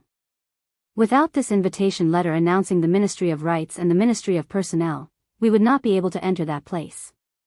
The corner of Zhang Feng's mouth twitched as he silently cursed the old fox. However, his expression was one of pleasant surprise as he received the invitation letter from He Zhongzheng's hands. At this moment, He Zhongzheng said, "Brother, let's meet again 12 days later at Swallow Descent Restaurant?" Zhang Feng cupped his fists. "All right, let's meet again at Swallow Descent Restaurant 12 days later." 12 days. Since there were only 12 days left? Zhang Feng sighed as he watched them leave. Only then did he open the invitation in his hand. The invitation card detailed the things to take note of at the Mid-Autumn Festival Poetry Meet and other things. Looking at these things to take note of, Zhang Feng was also secretly preparing in his heart. The things to take note of for this Mid-Autumn Festival Poetry Meet. If it was poetry, a center could easily come up with it. However, it seemed a little too monotonous. Football was even worse. As for morning exercises, to do it in the middle of the night? The light at night in the Tang dynasty was not good. If he did that, it would simply be a disgrace. After thinking about it, Zhang Feng suddenly realized that he really did not have anything to take out. He could not help but search for some images of him participating in such activities in the future. One by one, they flashed through his mind. Then, according to the current situation, Michael Jackson suddenly froze in Zhang Feng's mind. The father of street dance. If it was Class 1's dance, it would be at U Descent Restaurant, a place that specialized in such things. If Zhang Feng only found some girls there, it would only smear Zhang Feng's reputation. In the Tang dynasty, except for the top few singers were all the lowest positions. They were things to please people, and they were the lowest people. As for Jing Shu, her attainments in music had already reached the peak. If it were not for the difference between men and women, perhaps at this time, Jing Shu could really become a master in music. After Zhang Feng excluded the girls from the dance, Zhang Feng could not help but look at Idiot Wei, who was poking his head out of the door. These guys were obviously people with excessive energy. If they were coached, they should be able to complete some simple movements in 12 days. Street dance movements. The weather was getting colder and colder, and the fog in the mountain was getting thicker and thicker. It was another morning, and Shao Mountain was as mysterious as a fairy mountain hidden in the clouds.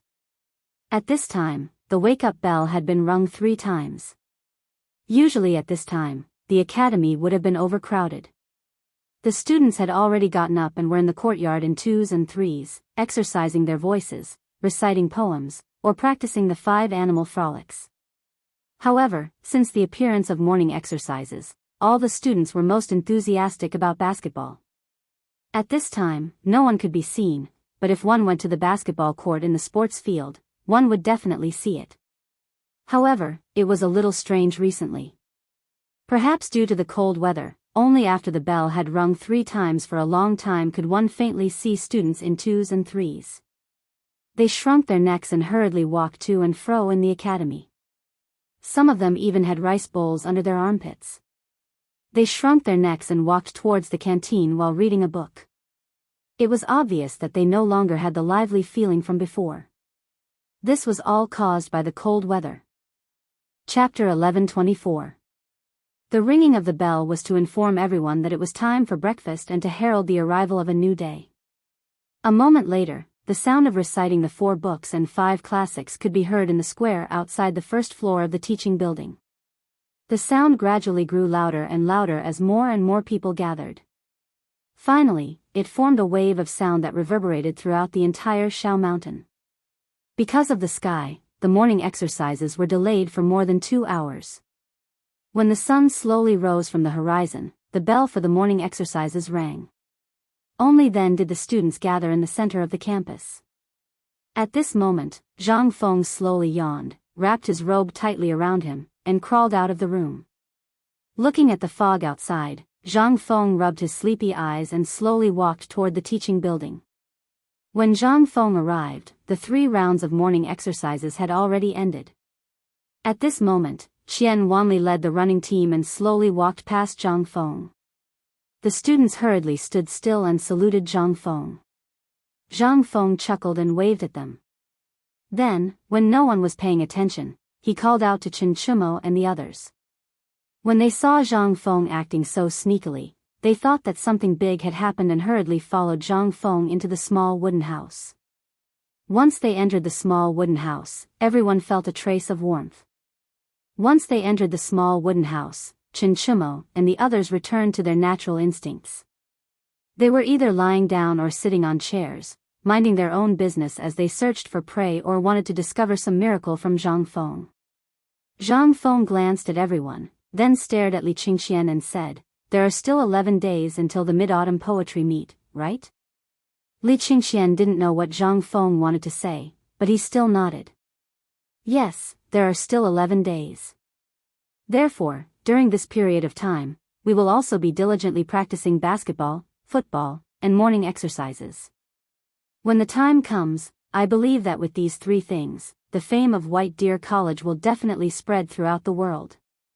Is there even a need to say that? With the few of us taking action, it will be hard for us not to become famous. When I think about those little girls in Swallow Descent restaurant, no, those girls' screams, I'm really excited. Seeing Ching Chumo's wretched smile, Zhang Feng was speechless and scolded, "Get lost, can't you think of something else? Women, women, women all day. Sooner or later, you will die on a woman's belly." Chen Chumo just smiled and didn't answer. Zhang Feng was so angry that he didn't want to talk about it anymore. He waved his hand and said, "Okay, let's not talk about this anymore. I have a plan here. You can think about it and see if it works." The importance of the Mid-Autumn Poetry Meet to White Deer Academy was obvious to everyone. At this moment, Ching Chumo had also retracted the mischievous smile on his face and sat obediently on a stool at the side. He crossed his legs and swung them with all his might. This made Li Qingxian want to rush up and beat him up, but Zhang Feng suddenly spoke. "You all spend all day at Swallow Descent restaurant. Do you all know how to dance?" Li Qingxian and the others' expressions instantly froze. We know a little." But Li Qingxian seemed to have thought of something and asked hesitantly, "Fengzi, what do you mean?" "I don't know what you are thinking all day. Could it be that you want to go to Swallow Descent restaurant?" Basically, we all know a little about the things in Swallow Descent restaurant. "Why are you asking this?" Li Qingxian had a bad premonition. Zhang Feng became spirited. He looked at Li Qingxian and asked, "Tell me, what do you all know? Is it a horse riding dance or something? No, tell me, what kind of dance do you all know? Tell me, maybe we will know when the time comes." Hearing this, Li Qingxian and the others' expressions suddenly changed. "Dance, I am the crown prince, and you want me to dance? And a man at that? If this was really done, and it was spread back to the palace, someone would die." Li Qingxian didn't know what Zhang Feng meant. But since he had said this, he followed Zhang Feng's train of thought. But no matter how he thought about it, he still felt that it was somewhat inconceivable. He couldn't imagine what kind of terrifying disaster it would be if those coquettish songs changed their faces to his own people. Although the palace seemed calm, it was still turbulent. Everyone's eyes were on him. Because he was the crown prince, if he did anything wrong, he would be bombarded by everyone. At this moment, this brat Zhang Feng wanted him to dance.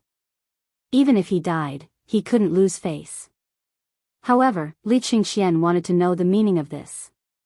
After a fierce struggle in his heart, Li Qingxian said, "Yes."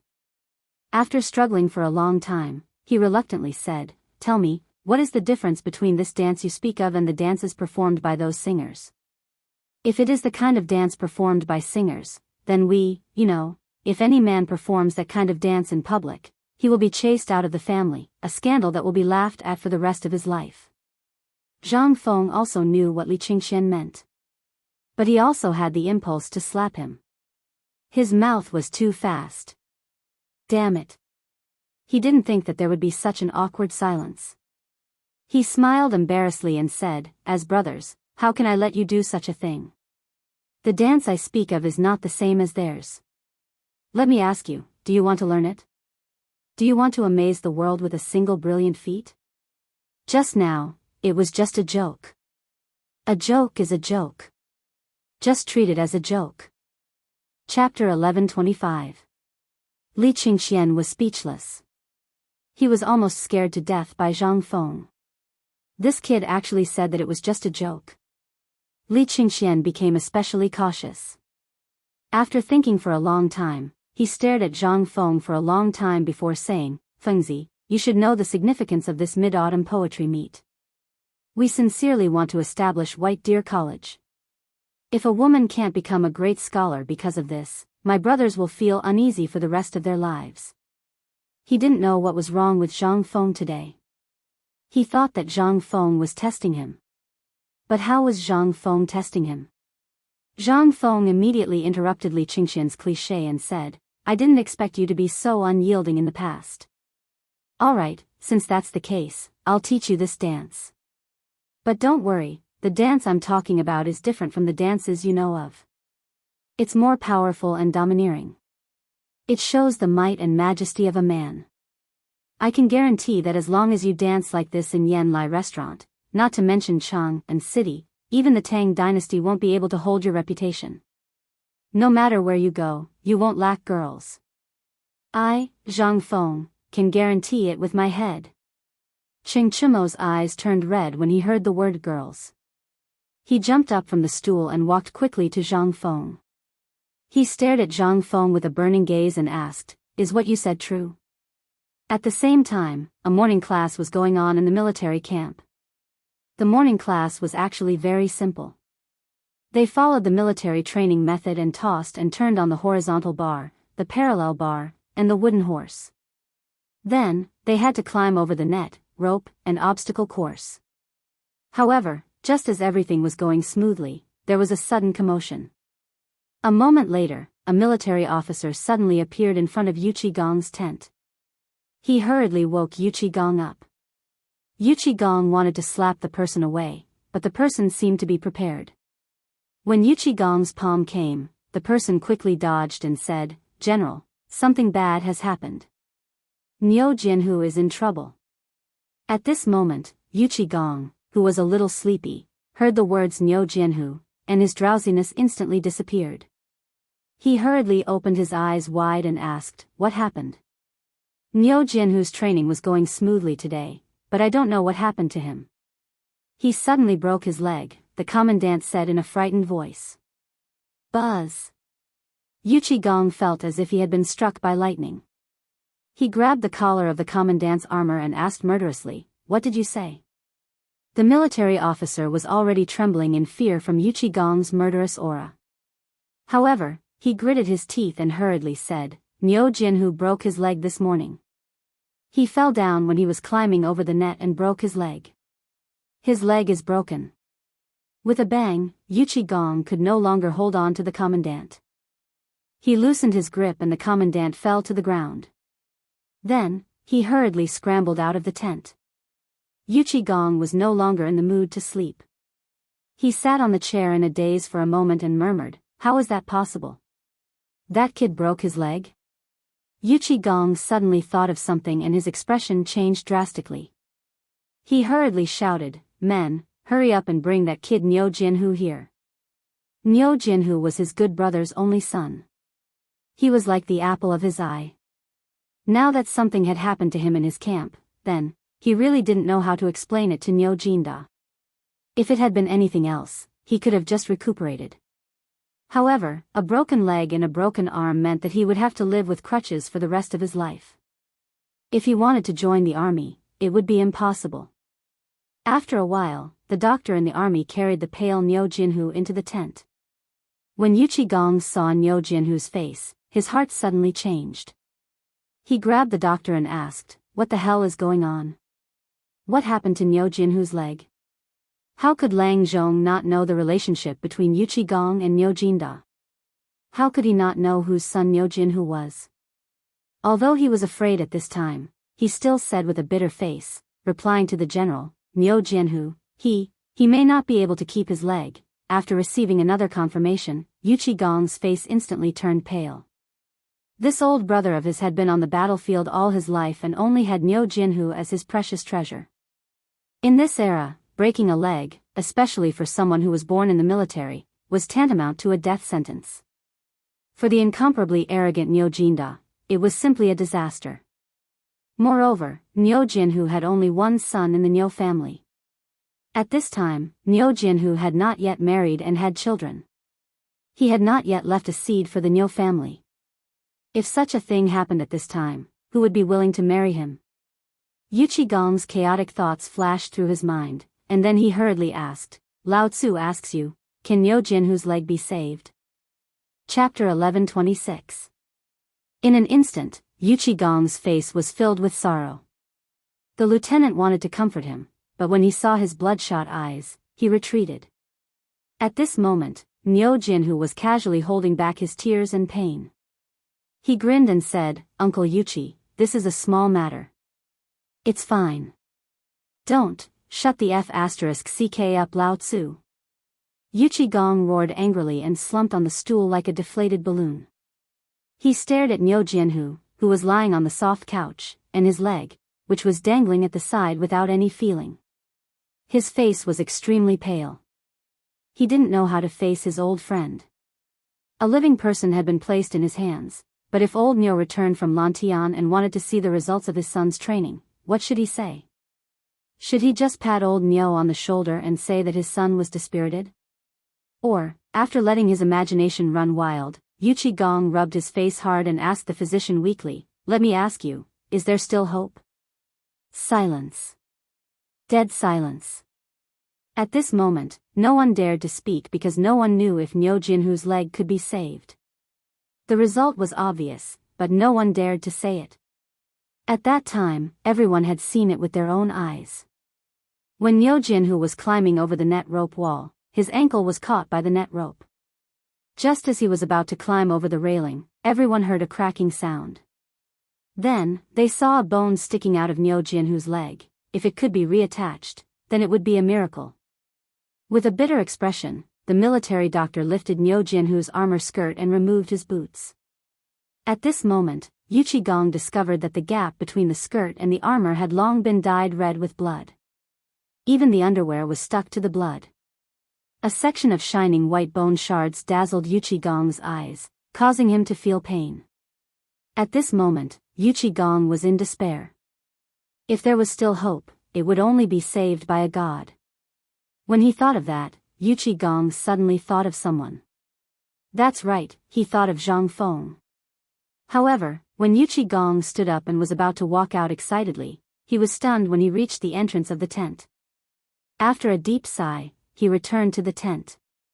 Just now, the military doctor's action of tearing his trousers seemed to have affected his wound. At this moment, Niu Jinhu's face was pale and he had fainted. Because of the operation just now, the blood on Niu Jinhu's leg was gushing out even more violently. The military doctor had a panicked expression as he hurriedly ordered a few people to pick up some quicklime and other things that the military used to stop bleeding. Niu Jinhu's bleeding seemed to be making a final struggle. Seeing this, Yuqi Gong could no longer sit still. He tore off his armor and rushed out of the camp. The army camp was not far from White Deer Plains. However, when Yuqi Gong left the military camp and looked in the direction of White Deer College, he was slightly stunned. He didn't know what to say. What if even Zhang Feng and Dr. Sun couldn't do anything? At this moment, Zhang Feng and Dr. Sun were Yuqi Gong's last hope. If these two people couldn't do anything, then who else in the world could save Niu Jinhu? If he didn't save Niu Jinhu would definitely use up his last bit of life force in less than 3 days. Then, thinking of this, Yuqi Gong didn't hesitate anymore. He fiercely kicked the warhorse beneath him. The warhorse neighed in pain and madly galloped in the direction of White Deer College. At this moment, everything on the mountain was proceeding in an orderly manner. Those who were studying, and those who were doing other things were doing other things. It was rare for Zhang Feng to have some free time. He basked in the warmth of the sun and instructed Qing Chumo and the others in their clumsy street dance moves. He would stand up from time to time and teach them. However, because Qing Chumo and the others were too stupid, and because they were acting like young girls, they became shy. Zhang Feng was so angry that he simply brought the others along. At this moment, Zhang Feng faintly heard the sound of hurried horse hooves. His heart trembled and he was surprised. He thought that it was Ouyang Kai and the others returning. However, in the blink of an eye, he saw the answer. He saw Yuqi Gong appear at the entrance of the college with a pale face. Zhang Feng was shocked when he saw this. Old Yu's condition wasn't right this time. Every time he saw Yuqi Gong, he was always in a good mood. He had never seen him like this before. The people around him also saw the expression on Yuqi Gong's face, and they were all shocked. Zhang Feng hurriedly instructed everyone to continue practicing, and then hurriedly caught up. Yuqi Gong looked at Zhang Feng and then at Li Qingxian and the others. He sighed and said in a muffled voice, "Let's talk inside." Then, he plunged into Zhang Feng's small wooden house without looking back. When he entered, Zhang Feng wanted to say something. However, with his sharp senses, he actually noticed that there were a few drops of blood on Yuqi Gong's face.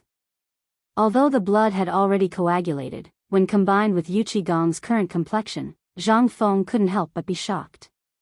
He hurriedly asked, "Old Yu, what happened?" Yuqi Gong looked at Zhang Feng. He wanted to say something but stopped. After looking at him for more than 10 breaths, he sighed heavily. His mouth opened for a long time before he finally squeezed out a few words. "I'm fine, but I'm afraid Xiaohu won't live for long." Chapter 11:27. Hearing this, Zhang Feng's face suddenly changed. He asked, "What happened? Wasn't he training at the foot of the mountain? How did this happen? Tell me what exactly happened."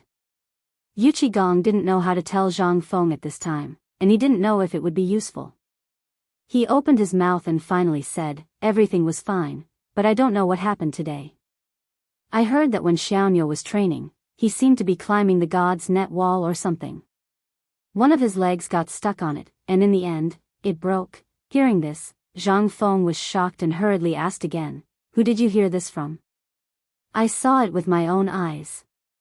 Yuqi Gong seemed to use the last of his strength to say this. His lowered eyes flashed with tears, as if he was thinking of Niu Jinda, who had gone through fire and water with him. He could understand the scene after seeing his son's miserable state. Zhang Feng was anxious. He grabbed Yuqi Gong's shoulder and shook him hard. However, Yuchi Gong was like an iron tower. No matter how hard Zhang Feng shook him, he didn't move an inch. Zhang Feng was so angry that he pounded on his chest and shouted, "Tell me, what happened to him? Even if his leg was broken, how broken is his leg? If it's just a little bit, I can fix it right now." "Fix it? Haha." Yuchi Gong laughed bitterly and said, "Even the bone stubble is out. Even if there are elixirs or gods, I'm afraid there's no way to fix it." Yuchi Gong looked at Zhang Feng unwillingly, but suddenly a glimmer of hope burst out from his desperate eyes. He asked, "Fengzi, you just said you have a way. Do you have a way? You know Xiaonyo's situation. He's the only child in his life. What if? Do you have a way? I owe you my life. How about it?" Seeing that Zhang Feng didn't say anything, Yuchi Gong's eyes reddened. "Take it that I, old you, am begging you. Tell me, you have the most ideas. Help me think of a solution. I really don't have the face to face old Nyo." "What are you talking about?" "Of course I have a way. If nothing goes wrong, not only will Xiaohu not die, he will be a good man again in 2 months. Do you believe me?" Yuchi Gong was slightly taken aback when he heard this. A glimmer of hope flashed through his eyes as he looked at Zhang Feng, but he immediately laughed bitterly and shook his head. When Zhang Feng saw that Yuchi Gong did not believe him, he hurriedly rummaged through the first aid kit in the house. At the same time, he went into the bedroom and took out the last half jar of alcohol from under the bed. This was the last half jar, but at this time, in order to set Niu Xiaohu's bones, Zhang Feng did not care much and took it all out. Seeing Zhang Feng like this, Yuchi Gong was slightly taken aback. A look of surprise flashed through his eyes as he asked, "Fengzi, can you really save him?" Zhang Feng glared at Yuchi Gong. "Get out of the way. When have I ever lied to you? If I say he won't die, he won't die. Get out of the way. Don't block me from saving him." After hearing this, Yuchi Gong ran behind Zhang Feng with a whoosh and looked at Zhang Feng without blinking. Zhang Feng went out and saw that Yuchi Gong was still like this. He sighed and hurried to the mountain gate. As he ran, he shouted, "Quickly go and get Dr. Sunday. Ask him to come down the mountain with me immediately." Although Zhang Feng did not know the situation at this time, if it was just a broken leg, Zhang Feng was really confident that he could set it back. However, he still needed a person, and that was Sun Simiao. After all, he was not a serious medical student. He could still perform surgery, but he had to see how serious the injury was first before he could make a decision. Moreover, if Sun Simiao followed him, his reputation as a miracle doctor was not just for show. At least, he still had to rely on Sun Simiao to seal the blood vessels and so on. How could he, a dabbler, know these things? Seeing Zhang Feng running down the mountain in a hurry, Yuchi Gong came back to his senses. He wiped the tears from the corner of his eyes and glared at Li Qingxian, who was stunned in place. Li Qingxian only came to his senses at this time and hurried to the small bamboo house where Sun Simiao lived. Originally, Qing Chumo and the others wanted to go down the mountain to see who was and what happened. However, when they saw Yuchi Gong's expression, they retreated in fear and continued to practice and dance. Yuchi Gong quickly followed Zhang Feng.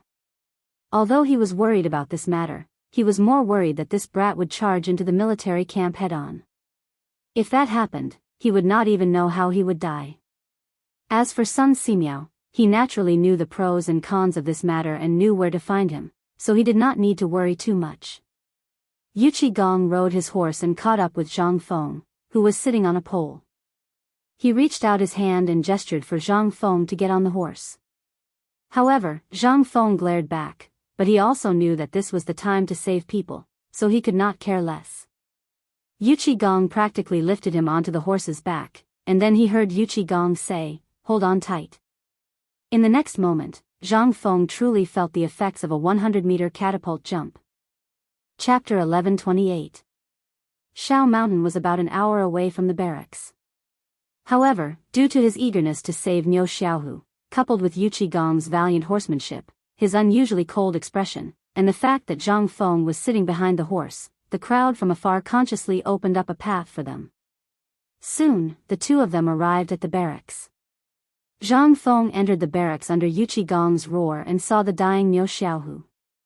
At this moment, Niu Xiaohu's face was as pale as paper. This was obviously a sign of excessive blood loss. Jing Feng looked at Niu Jinhu speechlessly. Then, he looked at the doctor who was using quicklime to stop Niu Jinhu's bleeding. He asked, "Is there anything to replenish blood here?" From the perspective of traditional Chinese medicine, he was a military doctor. Even Yu Qigong had to treat him politely in the army. When he saw a young man approaching, he wanted to scold him, but when he saw that it was Yu Qigong standing beside him, he answered honestly, "Yes, there is."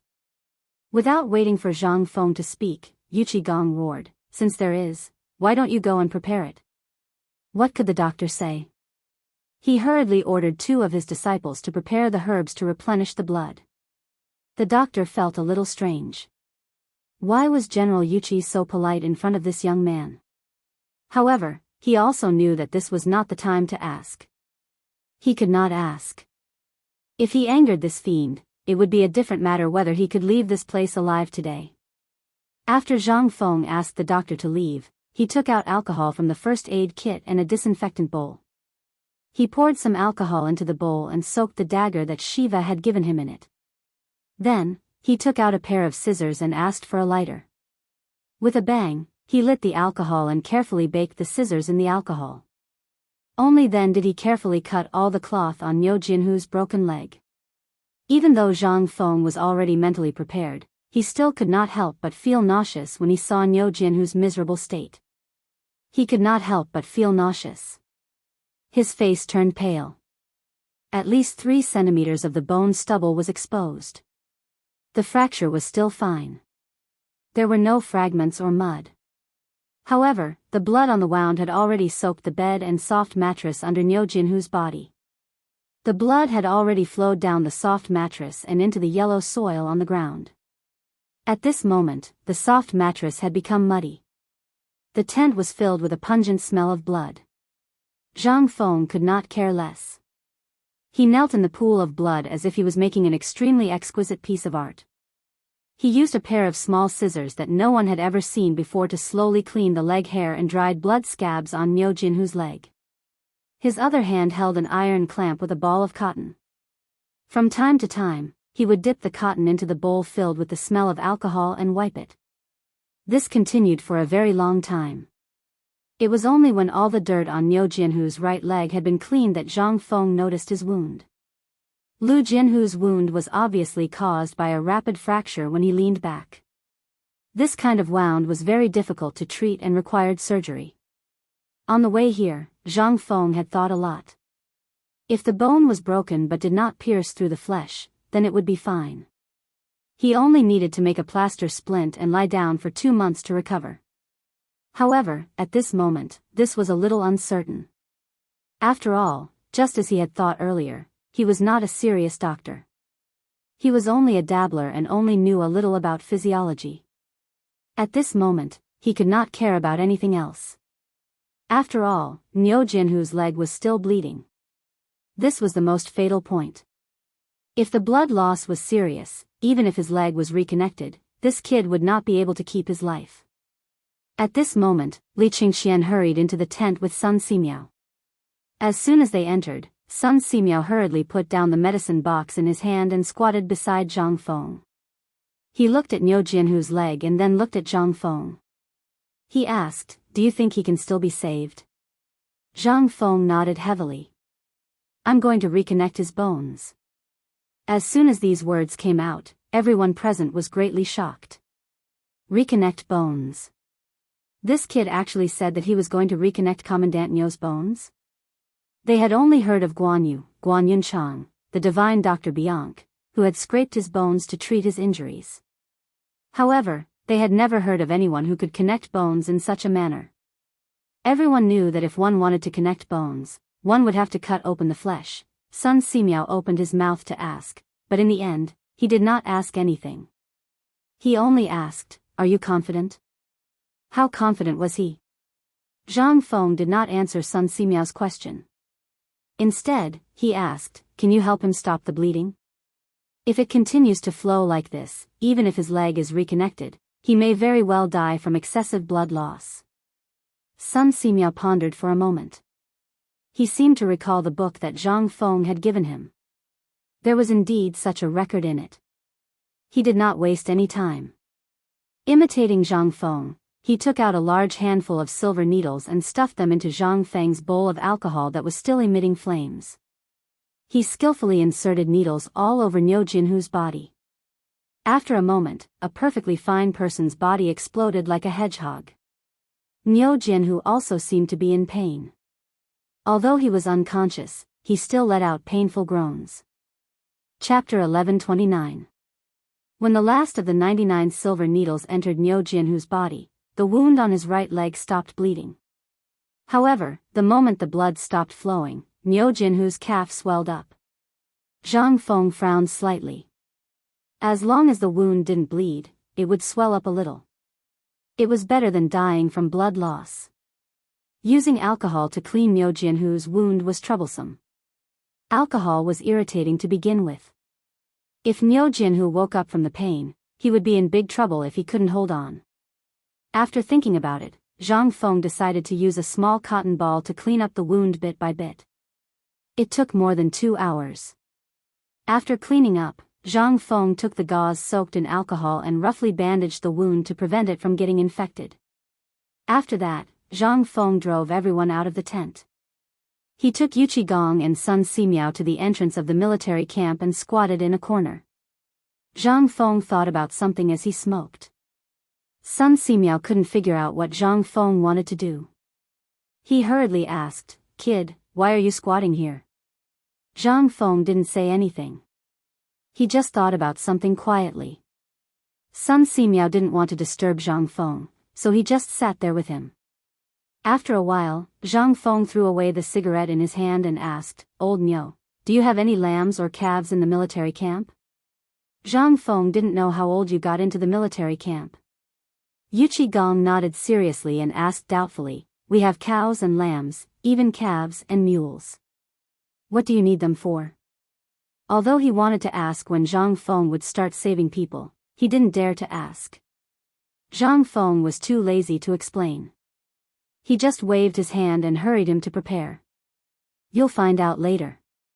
You just need to find me a sheep. It's best if it has a broken leg recently." Yuqi Gong seemed to have understood something. There weren't any broken legs in the army, but there would be soon. Only after Yuqi Gong left did Sun Simiao come to a realization. "Don't tell me this is the first time you've done it?" Zhang Feng nodded speechlessly. "You've seen it for yourself. Although I know a lot, I only know a little about a lot of things. Especially when it comes to military medicine, I still have to rely on you to operate it. Although I can talk a little, I really can't do it if I really have to do it." Sun Simiao was a little speechless. Was this kid really treating people like a dead horse? But at this moment, he also knew that even if he came, there was nothing he could do about Niu Jinhu's leg injury. Since this kid said so, he should have a certain degree of confidence. After all, this kid never did things that he was not sure of. Moreover, he had a very good relationship with Niu Jinda. If Niu Jinhu died in his hands, then this kid would probably live in guilt for the rest of his life. After a while, Yuqi Gong found 2 young soldiers to carry a mule with a broken leg. He came forward and asked, "Feng Zi, do you think this will work?" Zhang Feng looked at the mule that was tied up and then looked at the mule's leg. How could he not understand that this kid had just broken the leg? However, this was not the time to blame Yuqi Gong. Moreover, the Tang dynasty had always been tough. If a mule could be exchanged for a person's life, then there probably wouldn't be a mule or even a donkey in the Tang dynasty. After everything was ready, Zhang Feng tore off a few threads that were thinner than hair from the gauze. However, after tugging, he couldn't be stubborn. Zhang Feng instantly became distressed. He was so anxious that he scratched his head. However, in the next moment, Zhao Feng saw that Yuqi Gong's hair couldn't be washed. He couldn't help but have an idea. "Old you? What? Can I see a few strands of your hair?" Gong didn't know what this kid was up to, but he still pulled off a small handful of hair from his head and handed it to Zhang Feng. He opened his mouth and wanted to ask something, but he sighed heavily and quickly left without looking back. After he left, Zhang Feng found himself in a difficult situation. He originally wanted the two soldiers to move the mule to another place, but now, it was just him and Sun Simiao. They had to drag the mule with a broken leg to a secluded place. Using the same method, they shaved off all the hair on the mule's leg and disinfected it with alcohol.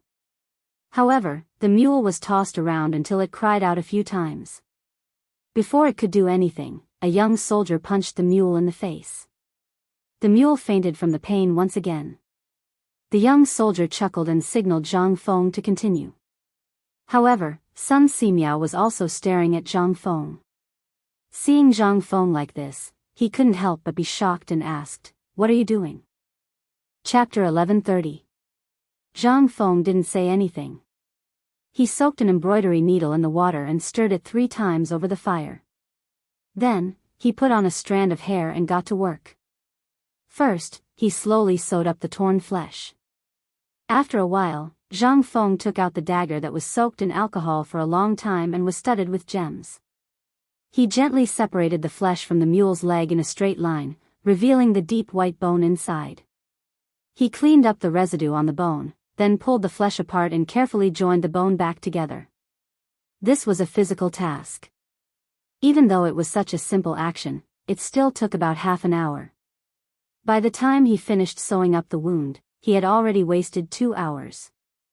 Sun Simiao looked thoughtfully at Zhang Feng as he finished sewing up the last thread. At this moment, he suddenly realized. "Are you going to use this method? Are you going to reconnect that brat's leg?" Zhang Feng wiped the sweat off his forehead and panted, "It's not me, it's you." At Taiji Palace, Li Shimin had just finished his morning court session and hurried to the imperial study. The moment he entered the imperial study, he saw a young general kneeling in the middle of the hall. Li Shimin asked the moment he entered the imperial study, "What's going on? Did something happen in the military camp?" When the young general heard this, he hurriedly rushed over and kowtowed twice.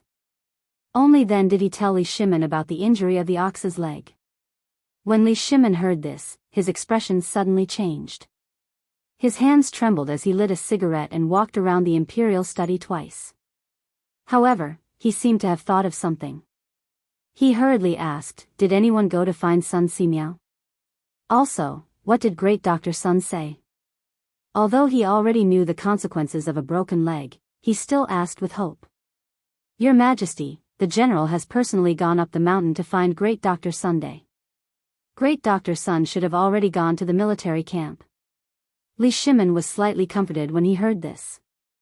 However, the young general continued, "However, I heard that the general didn't go up the mountain to find Great Dr. Sunday. He seemed to have gone to find the dean of White Deer College." "Huh?" Li Shimin was stunned. "Find this brat? Why did he look for him?" She was not a doctor, but suddenly, you seemed to think of Zhang Feng.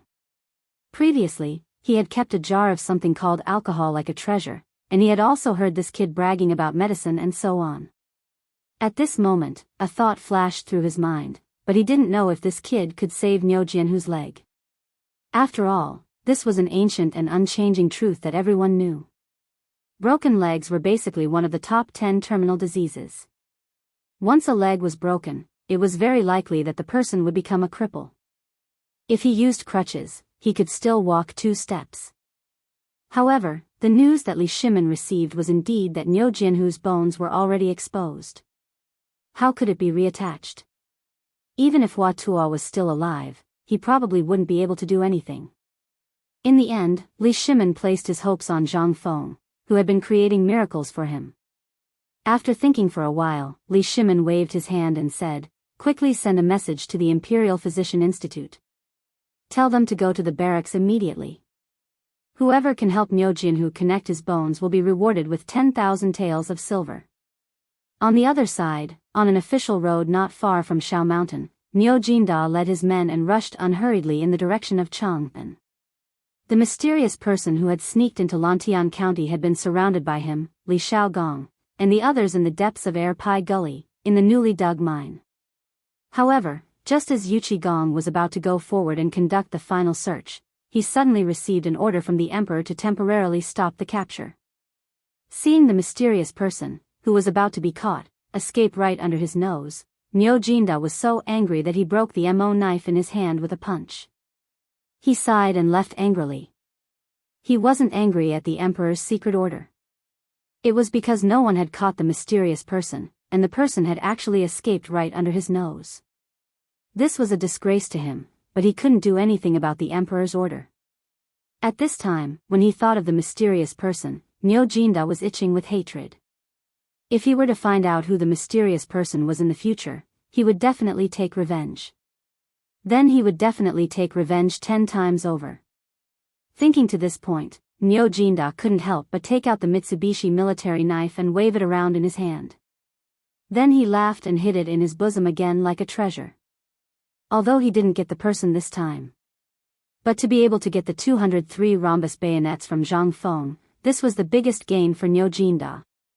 At this time, the sound of hurried horse hooves on the official road made Nyo Jinda and the others quickly alert. Everyone gave way to the main road and stood on the side without moving. After waiting quietly for a moment, a jujube red horse hurriedly stopped beside Nyo Jinda.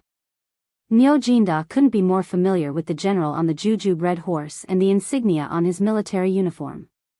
At this time, Nyo Jinda's eyes slightly narrowed. That little soldier didn't hesitate and dismounted to salute. After he finished, he said, "General Nyo, this little one is under the order of General Yuchi to ask General Nyo to quickly return to the camp." Hearing this, Nyo Jinda frowned slightly and said, "Did something happen in the army? If it wasn't something that even Yuchi Gong couldn't handle, why would Yuchi Gong be in such a hurry to ask him to return?" Hearing this, that person instantly didn't know what to say. He didn't know if he would still be alive after saying that his son's leg was broken. But after weighing the pros and cons, he still gritted his teeth and hurriedly said, "Nyo Jinhu Yuduwei encountered an accident during training and broke his right leg." When Nyo Jinda heard this, he was instantly stunned. His subordinates' faces also changed greatly at this time. Instantly drawing the long knife at his waist, that little soldier thought to himself that as expected, he smiled bitterly and waited for the judgment of fate.